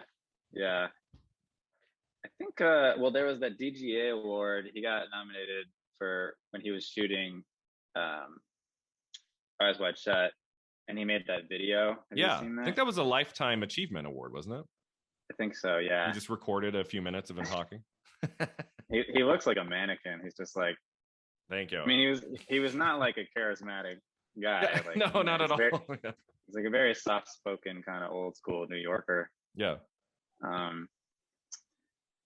But he never sounds like he looks, like when he talks, like in the behind the scenes on the Shining documentary, on the Blu-ray. Like, his voice doesn't sound to me like how he looks. I don't know. It's like higher than I imagined. Yeah, well, he doesn't. He works very actively to like not get his image out there and try to live a private life. I mean, what does Terence Malik sound like? Like, nobody knows. I don't think, has he ever given maybe in the 70s he gave an interview. Yeah, he's literally in Badlands. Oh, he's in Badlands. That's right. But he's a mysterious figure. And we haven't even talked about how Kubrick pulled this film from the UK after it was released. Yeah, so what's the story there? So when it came out, it got an X rating in the United States. I know I read that. What did I read about that? So the film received an X rating in the United States in its original release. Kubrick replaced 30 seconds of sexually explicit footage from 2 scenes with less explicit action to get an R. I did not see that detail that he pulled it from the UK. So what happened there? So when it got released, basically in the UK, there were like kids would like dress up like the Droogs, and like there are a couple like high profile crimes that got committed, and like they would say like, oh, Clockwork Orange like made me do it. Interesting. And so it became, that's why it was so controversial, because people said at the time like it glorified the violence and it made violence seem like fun, basically. And it got to be, I think this is kind of an isolated thing in the UK, maybe because it's such a British movie. It's like all the actors are British and it just has like a very British feel to it. But it got to be a problem. And like Kubrick, they started getting like literal death threats. Like people would like call his home, or like I think even like they started coming to his home dressed up in the outfits. I don't know if it was that, but like he was shooting. They said they were actually in Ireland shooting Barry Lyndon with his family there, and they got like some threat, and like the family like literally like left in the middle of the night, like under assumed names, just to be like safe. It got to be really like real and scary. So I read the police actually recommended to Kubrick to pull the film from theaters, and he did. And like he was Kubrick, and he had the power to do that, and Warner's, I guess, respected that relationship enough. So they pulled it from the UK, and it was banned from being screened publicly until Kubrick died. Interesting. So after his death, then people could show it, but like in the 80s and 90s, it wasn't really being shown. 70s, 80s, 90s, yeah. And I think that's what contributed. Like it, ultimately it contributes to the aura of the film, because it was like this kind of banned thing in the UK. So you had to like smuggle in a, fifth generation VHS copy of it. But it's interesting because, one way to read that is like, well, this film, it's an interesting question of like art, right? Because if you make a piece of art, like what is that line between how much I want to push people, like what I want to say, how like barbed I want my message to be, and then what do you do if like that has real effects in the real world? And there's a lot of interviews with Kubrick after this movie came out where it's like, it's this whole very boring, very age-old question of like, does art make people violent?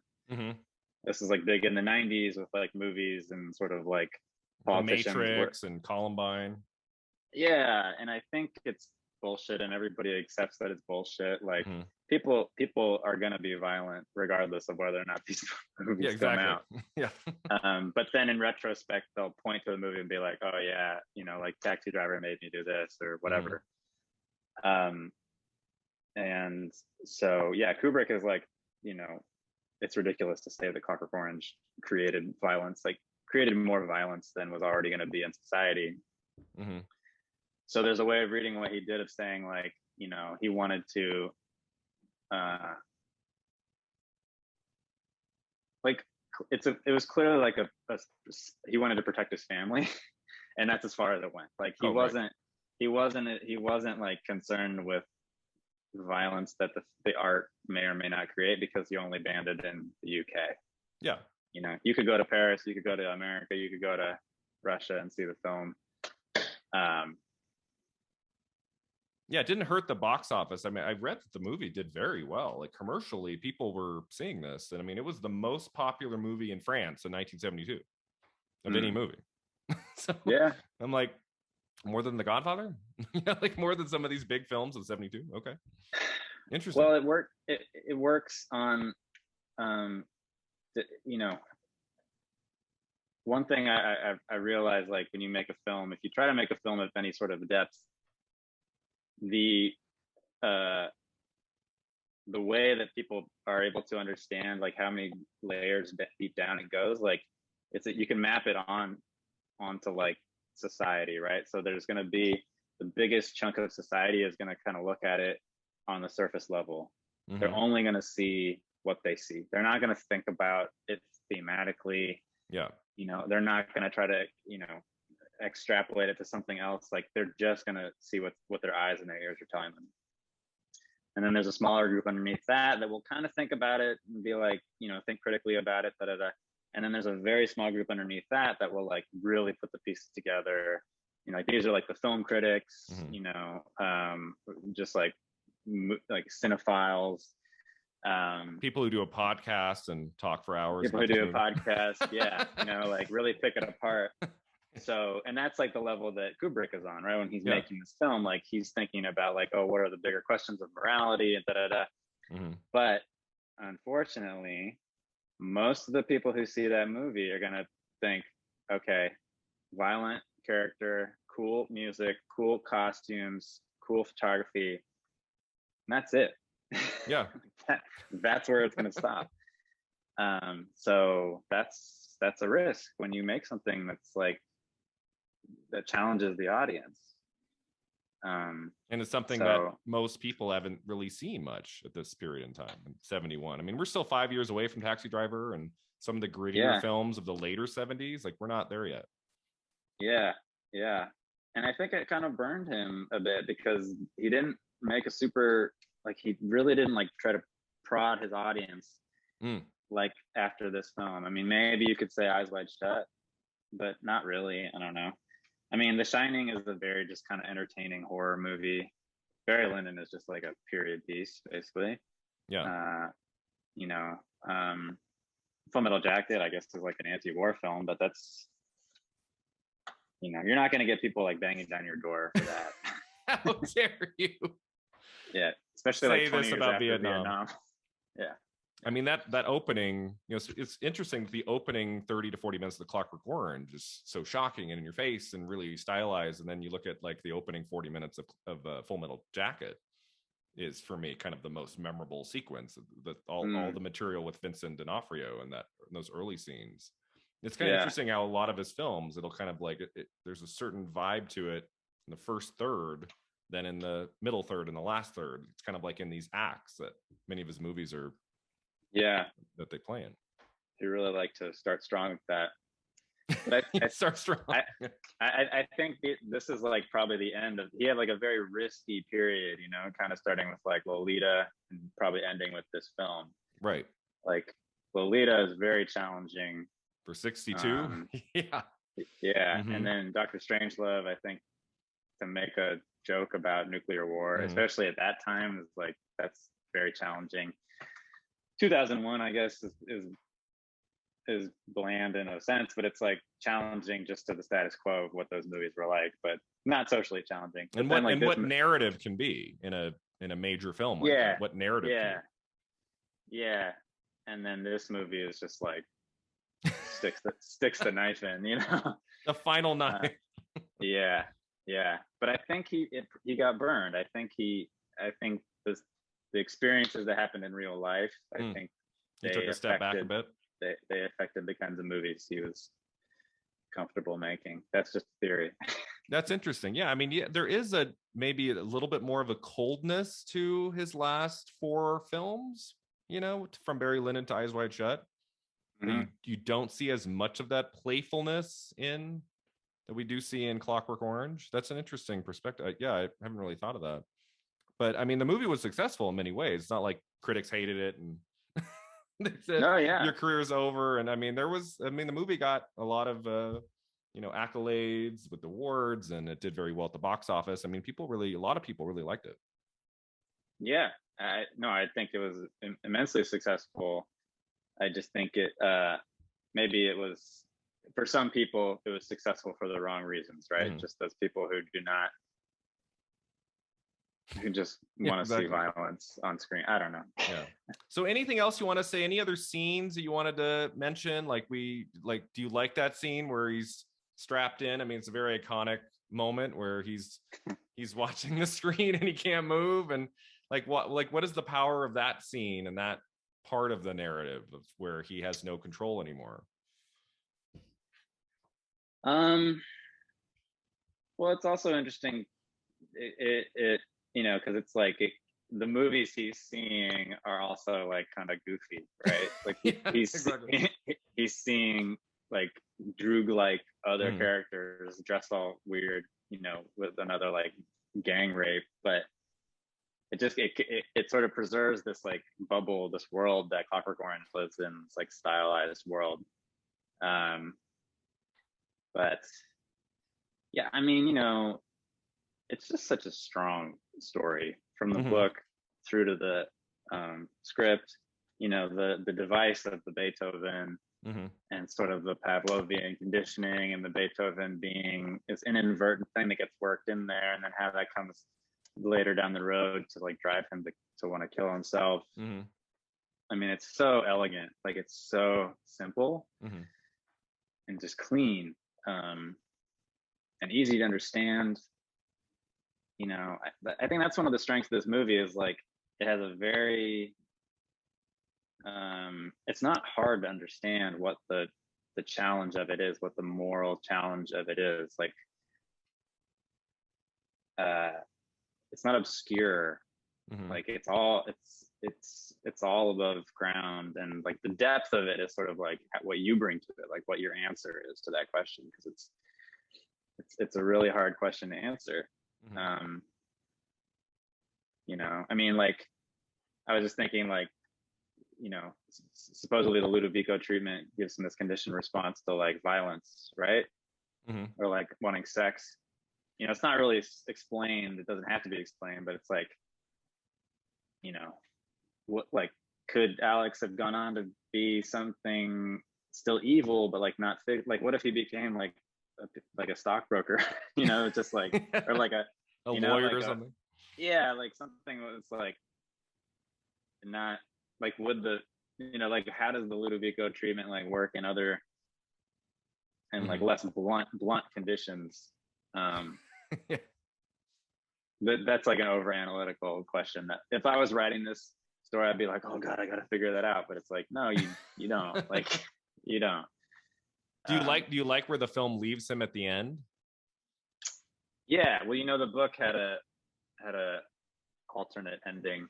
Yeah, which I couldn't find it. Was it the choice of the author, Burgess, to include that last chapter, or was he pressured into it? I read like different accounts. It's sort of murky. I read that he was actually, that the author thought that was the best way to wrap it up, but it doesn't sound right. It sounds like so kind of forced. Out of place. Yeah.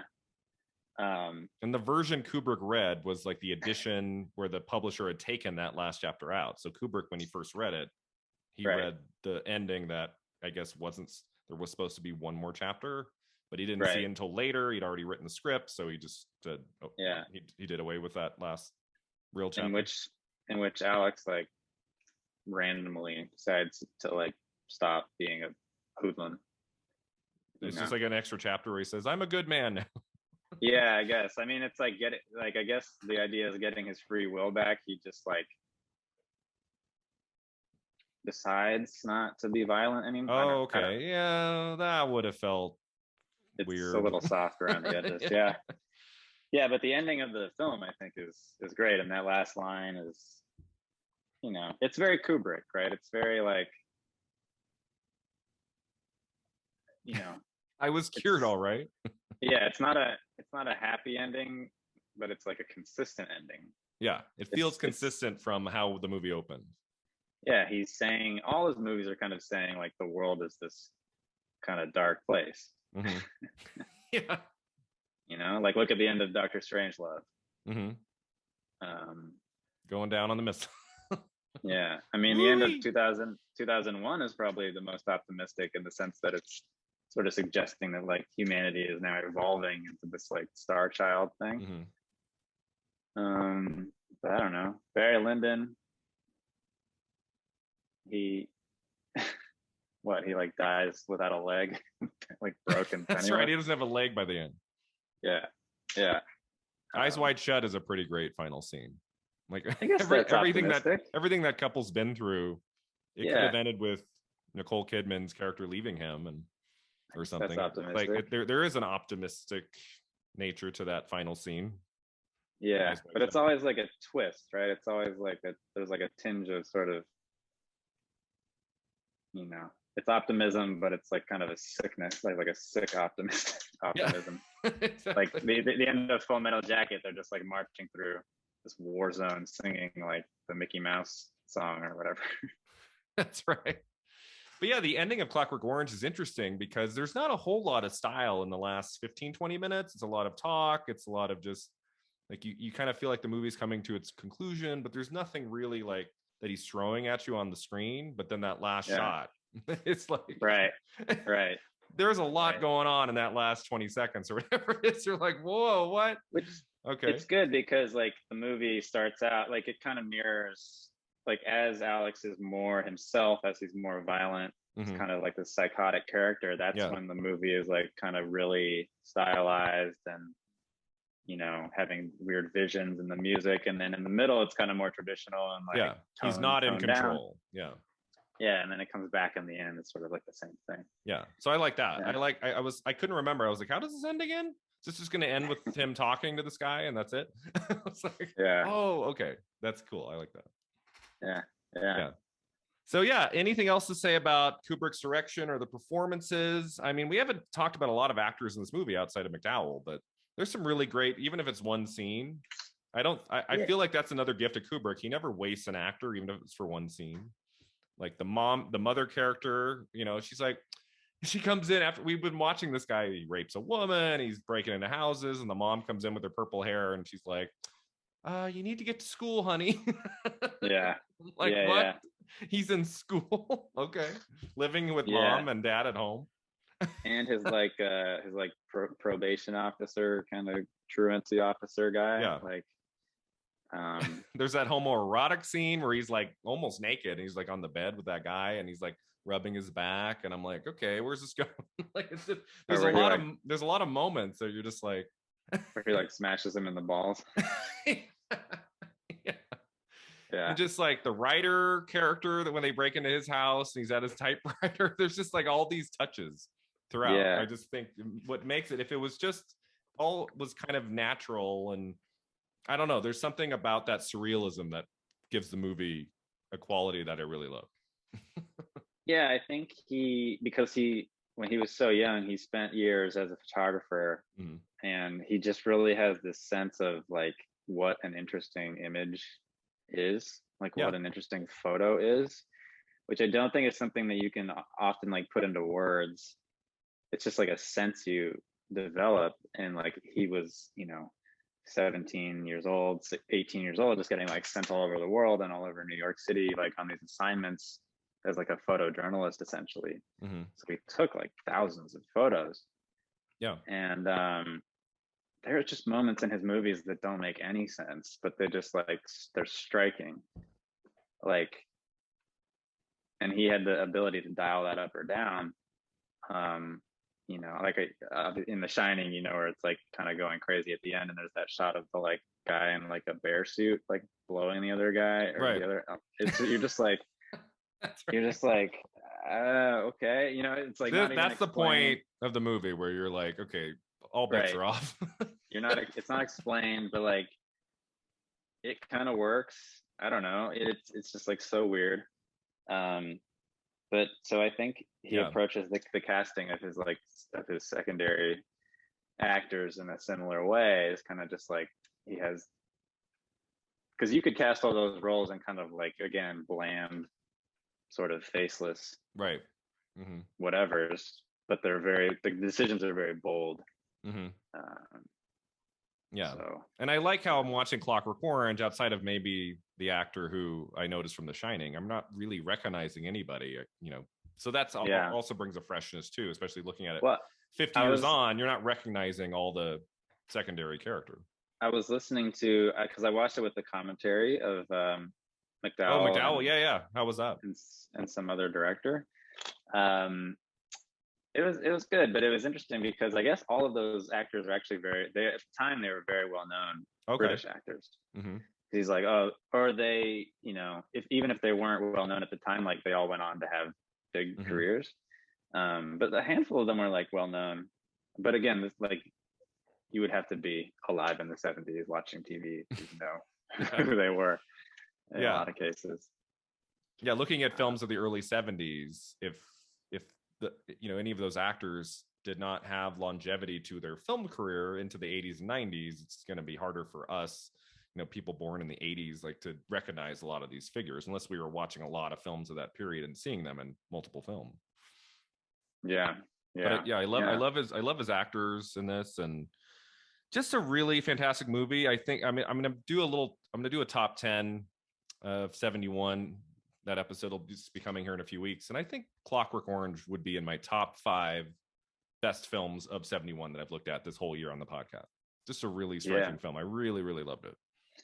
Yeah. I mean, I'm not sure. I mean, obviously the 70s is like the greatest decade for films, but I'm not really sure what came out in 71. So some of the other really, really good ones I would say are French Connection, Last Picture Show, Clute, Harold and Maude. Yep. Those are like at the top of my list right now. Harold and Maude is incredible. Yeah. That movie is so great. We just recorded that episode recently. It's just an astonishing movie, like just really ahead of its time and so wonderful. Yeah, it's like you don't really get a lot of those black comedy movies anymore, where, especially American comedy, I feel like now is so it's so broad, everything is not so in broad. a great place.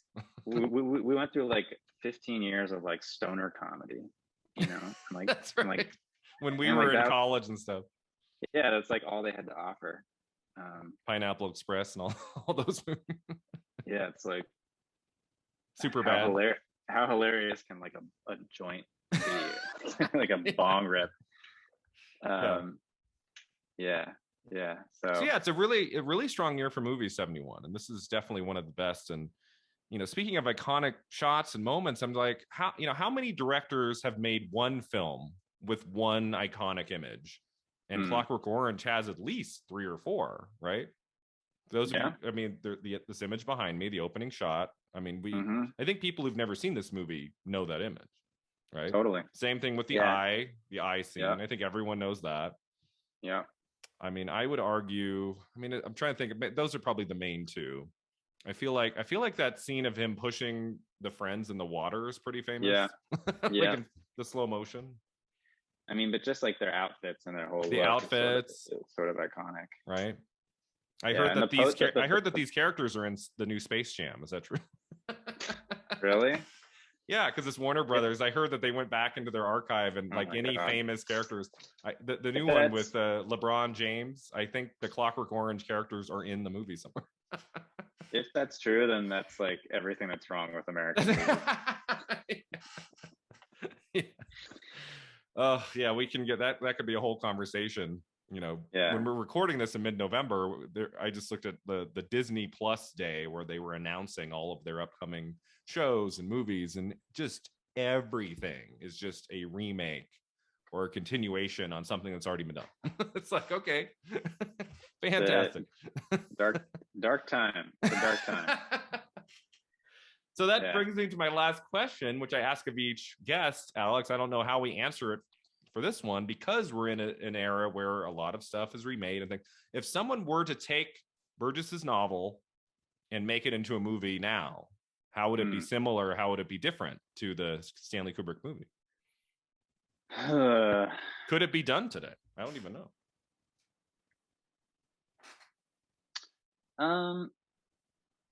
I think there are definitely filmmakers who like could care less about any kind of moral or like any kind of like my mind goes immediately to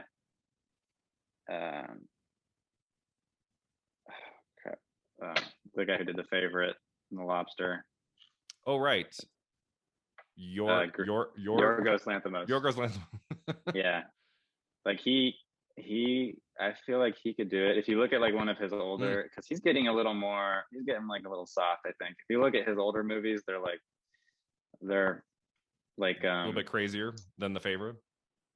Yeah.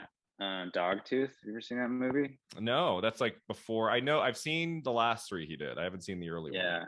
It's in Greek. It's dark. But it's very like his style is like very photographic. It's like almost similar to Kubrick in a way. Although it wouldn't have the warmth. But maybe The Favorite is like warmer and funnier. So yeah, maybe he could do one, or like Gaspar Noé or whatever. Although that would be just like, he leans into the violence like probably too much. Yeah, I mean, it's an interesting question. I almost think of, this is like totally wrong, but like, what if Wes Anderson did it or something, right? Because like I feel like the Kubrick version almost has like a Wes Anderson. I wrote Wes Anderson in my notes. There were moments of the movie, especially that dolly shot where it goes from the writer across to the other room. I wrote like, that looks like Wes Anderson. Yeah. Anderson definitely aped that kind of approach from Kubrick. Yeah. Although Anderson's movie, there's like no darkness in Anderson's movie, really. Yeah. Has Wes Anderson made a really dark film? I don't think he has he? I mean, there are moments of darkness in his work, but not. Yeah, his older stuff. Yeah. Who would Bill Murray play in Wes Anderson version of The Clockwork Orange? Would he play the dad? Probably the dad. Frances McDormand would be the mom. yeah. I mean, maybe the Coen brothers, because they can kind of go between comedy and like more serious stuff. So maybe they could hit it right in the middle. Well, it's a difficult question to answer because nobody's really tried to remake Kubrick. I mean, Mick Garris, I believe it was. He did the 90s TV miniseries of The Shining, which was not great. There was a sequel to 2001, 2010, which I think I tried to watch once. I don't know if I saw the whole thing. I haven't seen it. Filmmakers don't really try to replicate or remake Kubrick's work very much. I think that it's almost like we don't touch that. Kind of like with Hitchcock, unless your name is Gus Van Sant. Right. You know. Yeah, because it's kind of like, what would you do? Because they're so the directorial stamp on his movies is so, it's just like solid. Landmark. It's solid. Yeah, it's like there's no, you could never make, if you made a remake of a Kubrick movie, you would have to actively work to like move away from all of the decisions it would have to be very different. Yeah. Which is why like every sci-fi movie is like, I feel like I'm watching 2001 again. You know, it's like when I was Interstellar, I'm like, this is what 2001 would be like if someone was sitting behind you explaining the whole movie to you. Well, Mike Flanagan, I thought he did a pretty good job leaning into Kubrick a bit. Did you see Dr. Sleep from 2019? It was based on Stephen King's novel sequel from 2013. And so when they went to adapt the sequel, it was like, okay, well, how do we do this? Because Stephen King wrote the book to not really emulate Kubrick's movie because King doesn't like the Kubrick film. So he wrote more of a sequel to his own novel. But the director, Mike Flanagan, who made Dr. Sleep with Ewan McGregor in 2019, he said, the Shining movie is so famous. How do we not deal with it? So he managed to like have both. Like he plays into the Kubrick movie and the lore of that, and also King's book. I thought he did a pretty good job with that. Yeah, I don't know. I don't know how you would remake Clockwork Orange. But it would be interesting. I mean, I think we need more movies like Clockwork Orange that are, what's great about Clockwork Orange is it's like, it is a very challenging movie wrapped in a very easy to watch, digestible movie. It's like, very entertaining. Very entertaining, photographed beautifully. The acting is great. The music, like it's like the case that it comes in is like very it's palatable. Not alienating. It's not alienating. Like, because a lot of, you know, on the other end of things, like you go to whatever, like the Berlin Film Festival and see these movies that like they have the kind of bite that Clockwork Orange has, but like you just bored to tears by them. You can't. I don't know. There's no way into it. It just he's not taking the audience into account at all the way Kubrick would. Yeah. They're not like pop. They're not like wrapped in like a pop film or whatever you want to call it. More commercial. You could call it commercial, I guess.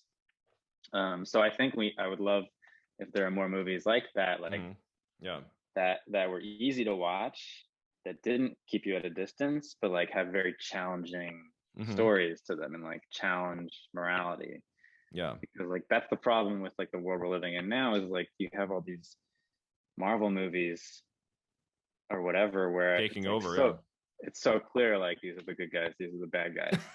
and you know, and for me, I mean, they're literally wearing like different costumes, you know. And for me, like I don't get anything out of that, you know. I don't leave the theater like with any thought in my mind as opposed to where we're gonna have dinner.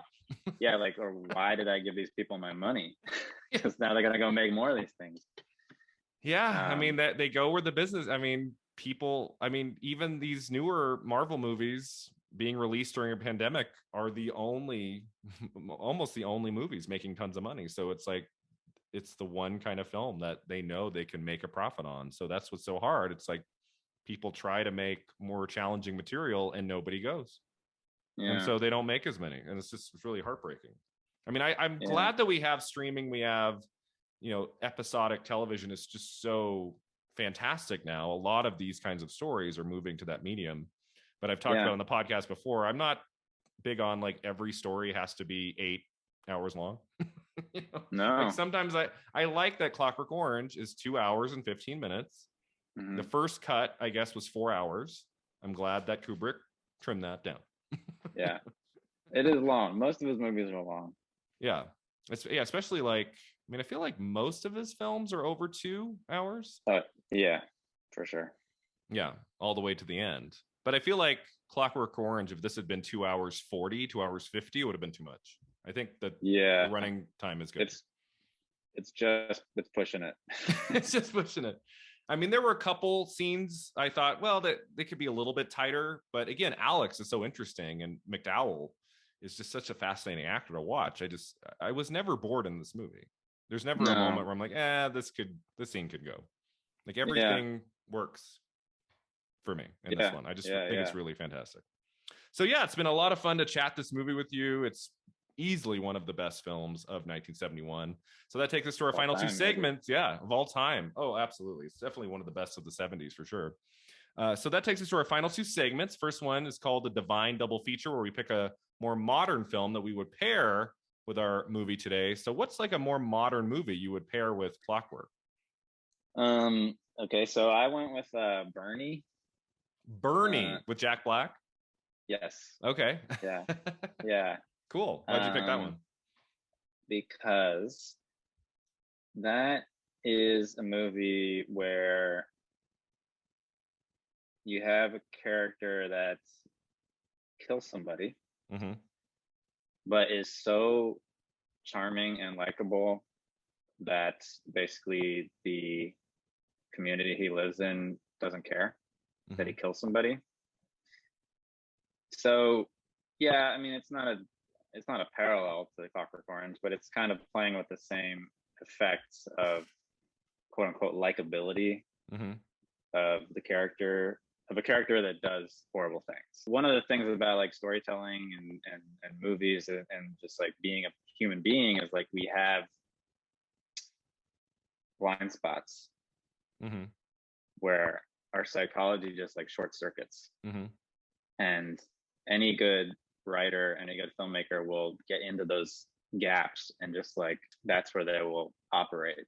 And that's what Kubrick is very good at doing. Like that's what Clockwork Orange does. You know, it gets in there and you're like, how'd you get in there? And then it's like wreaking havoc. And that's why it's such a disturbing movie, but also it's like so entertaining and well built, and the character of Alex is so charming. So yeah, I mean, Bernie is not stylistically as good a film or even anywhere close to Clockwork Orange. I mean, it's Linklater. Linklater is not like a flashy director. No, he's one of the best though. He's one of my favorites. Yeah, no, he's great. But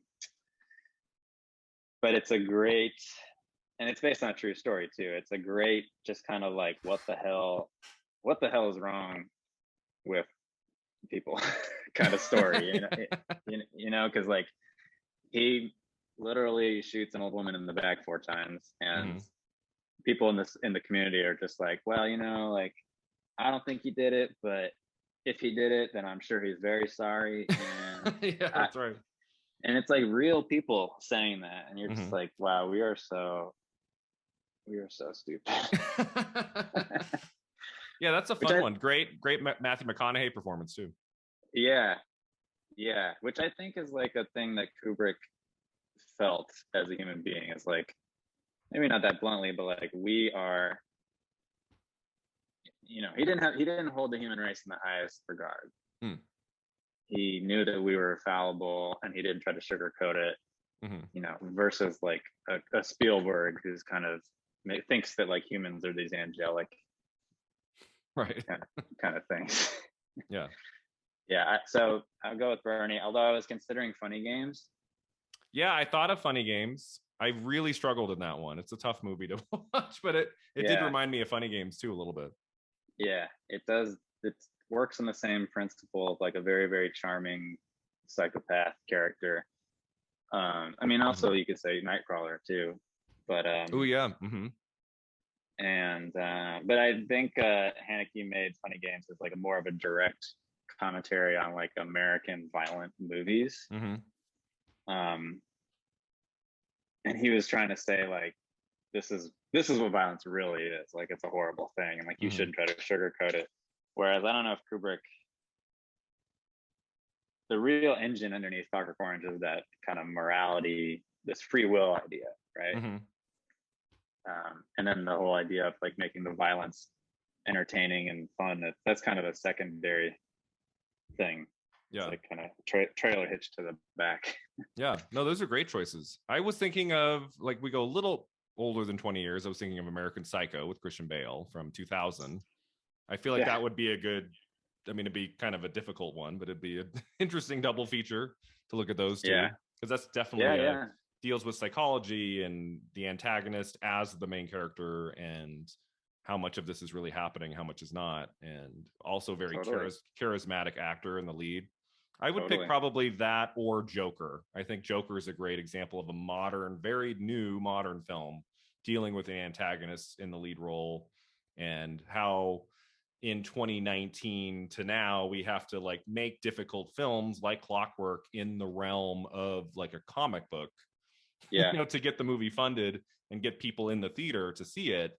But it's doing a lot. Like Joker is not a movie I loved by any means, but it was doing interesting things with that comic book realm than many of the other ones were just about the battle at the end and good versus evil. Like Joker was different and had style and had a great performance in Joaquin Phoenix that made it something different, which I like. So I really like Joker actually, and I'm really not like a comic book movie guy. And it really tries to make you empathize with that character, because it brings you in. He's like this violent psychopath, blah blah blah, but then it shows you like he has this kind of dark past, which to Clockwork Orange's credit, I think it doesn't do any of that. It doesn't try to explain why he's such a crazy character. It's just you meet him on day one.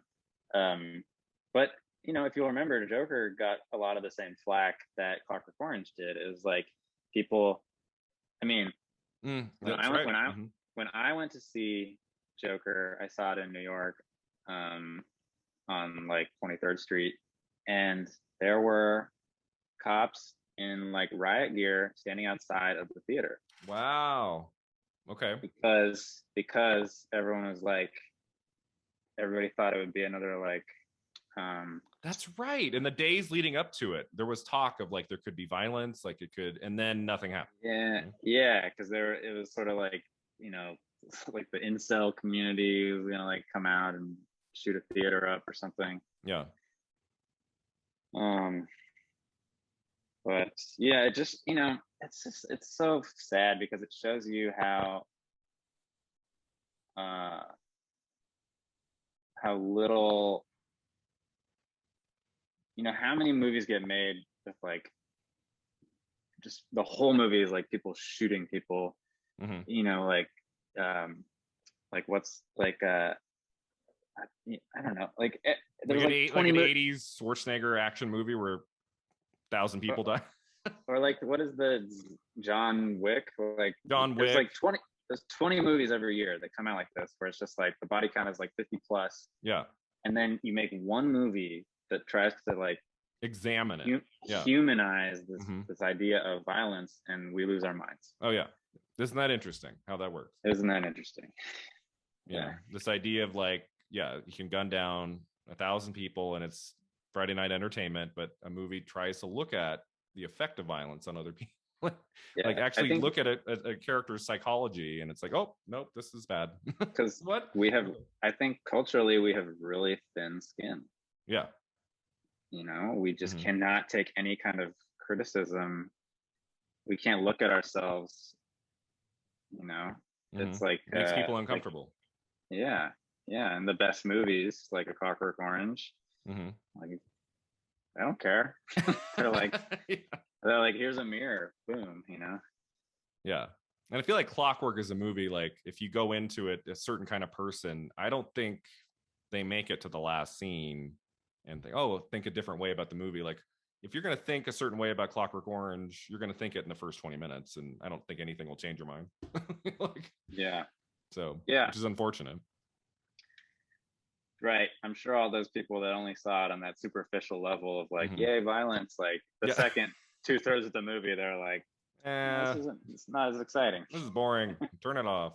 Right. Yeah, you have to make it all the way to the end.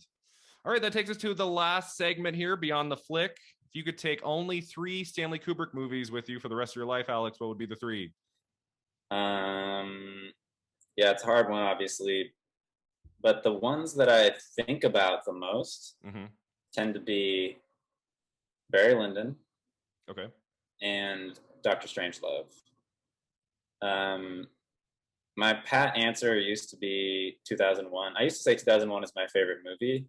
Okay. I think it is, but it's like not an entertaining movie.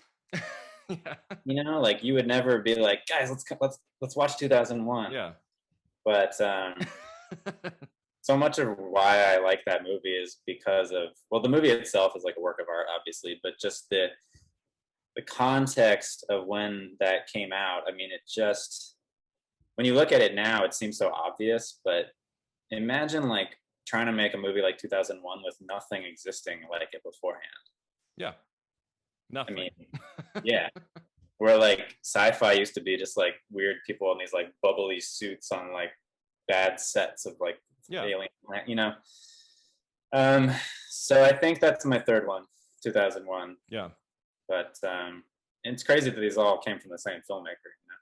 Yeah, that's what's so cool about Kubrick's work, is that each film is very, very different from the last one. I always admire filmmakers who don't just, and sometimes it's not their fault. Sometimes, you know, like Wes Craven would talk about his whole career. He wanted to make dramas and comedies, and nobody would ever give him the money to do it. You know, sometimes it's like because you get kind of put in this box of one genre. I always admire directors like Kubrick who can do different things and do it so well.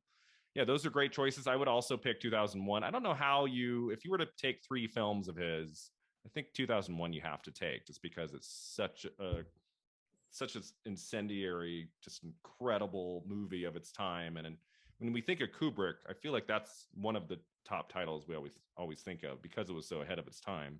So I would definitely take 2001.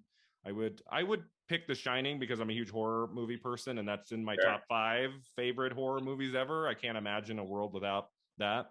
The third one's trickier. Like I enjoy many of his other works, but I really love Eyes Wide Shut. Like I think I would pick Eyes Wide Shut.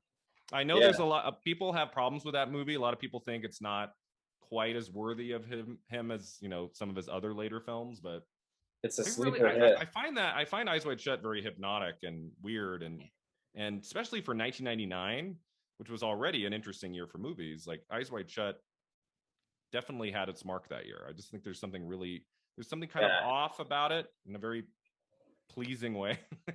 Dealing with an A-list star of Tom Cruise's stature in a movie like that, I just thought was really interesting, and where it goes. That sequence at the mansion is incredible. Yeah. Amazing. Yeah. So I would take that one too. I love Eyes Wide Shut. No, Eyes Wide Shut is incredible. I mean, I love that movie. It's very subtle. It's a very dreamlike movie, right? It's supposed to be a dream kind of. So the dots don't all like connect, and like part of the role of you watching it is trying to connect the dots. But it is, you know, one of the great things about Kubrick is like he was sharp as a filmmaker literally up to days before he died. You know, whereas usually directors will have like a hot zone kind of when they're hot in their life, and then they kind of taper off. Yeah, like directors, like the last few films, you're not as good. You're just like, I don't know, they just like get all weird and things fall apart, and you know, like look at Coppola. I mean, like, yeah, exactly. Yeah. So, but I think, and you could do a whole other conversation about like how Kubrick approached filmmaking as a producer and the way he set up his life to make the films that he wanted to make. You know, it's like you were saying about Wes Craven, like, oh, why won't everybody give me like a drama or a comedy? It's like, dude, and he knows this, like as a filmmaker, like if you're waiting for someone to give you permission to do something, right. like that's the first mistake. You know, waiting like, for permission.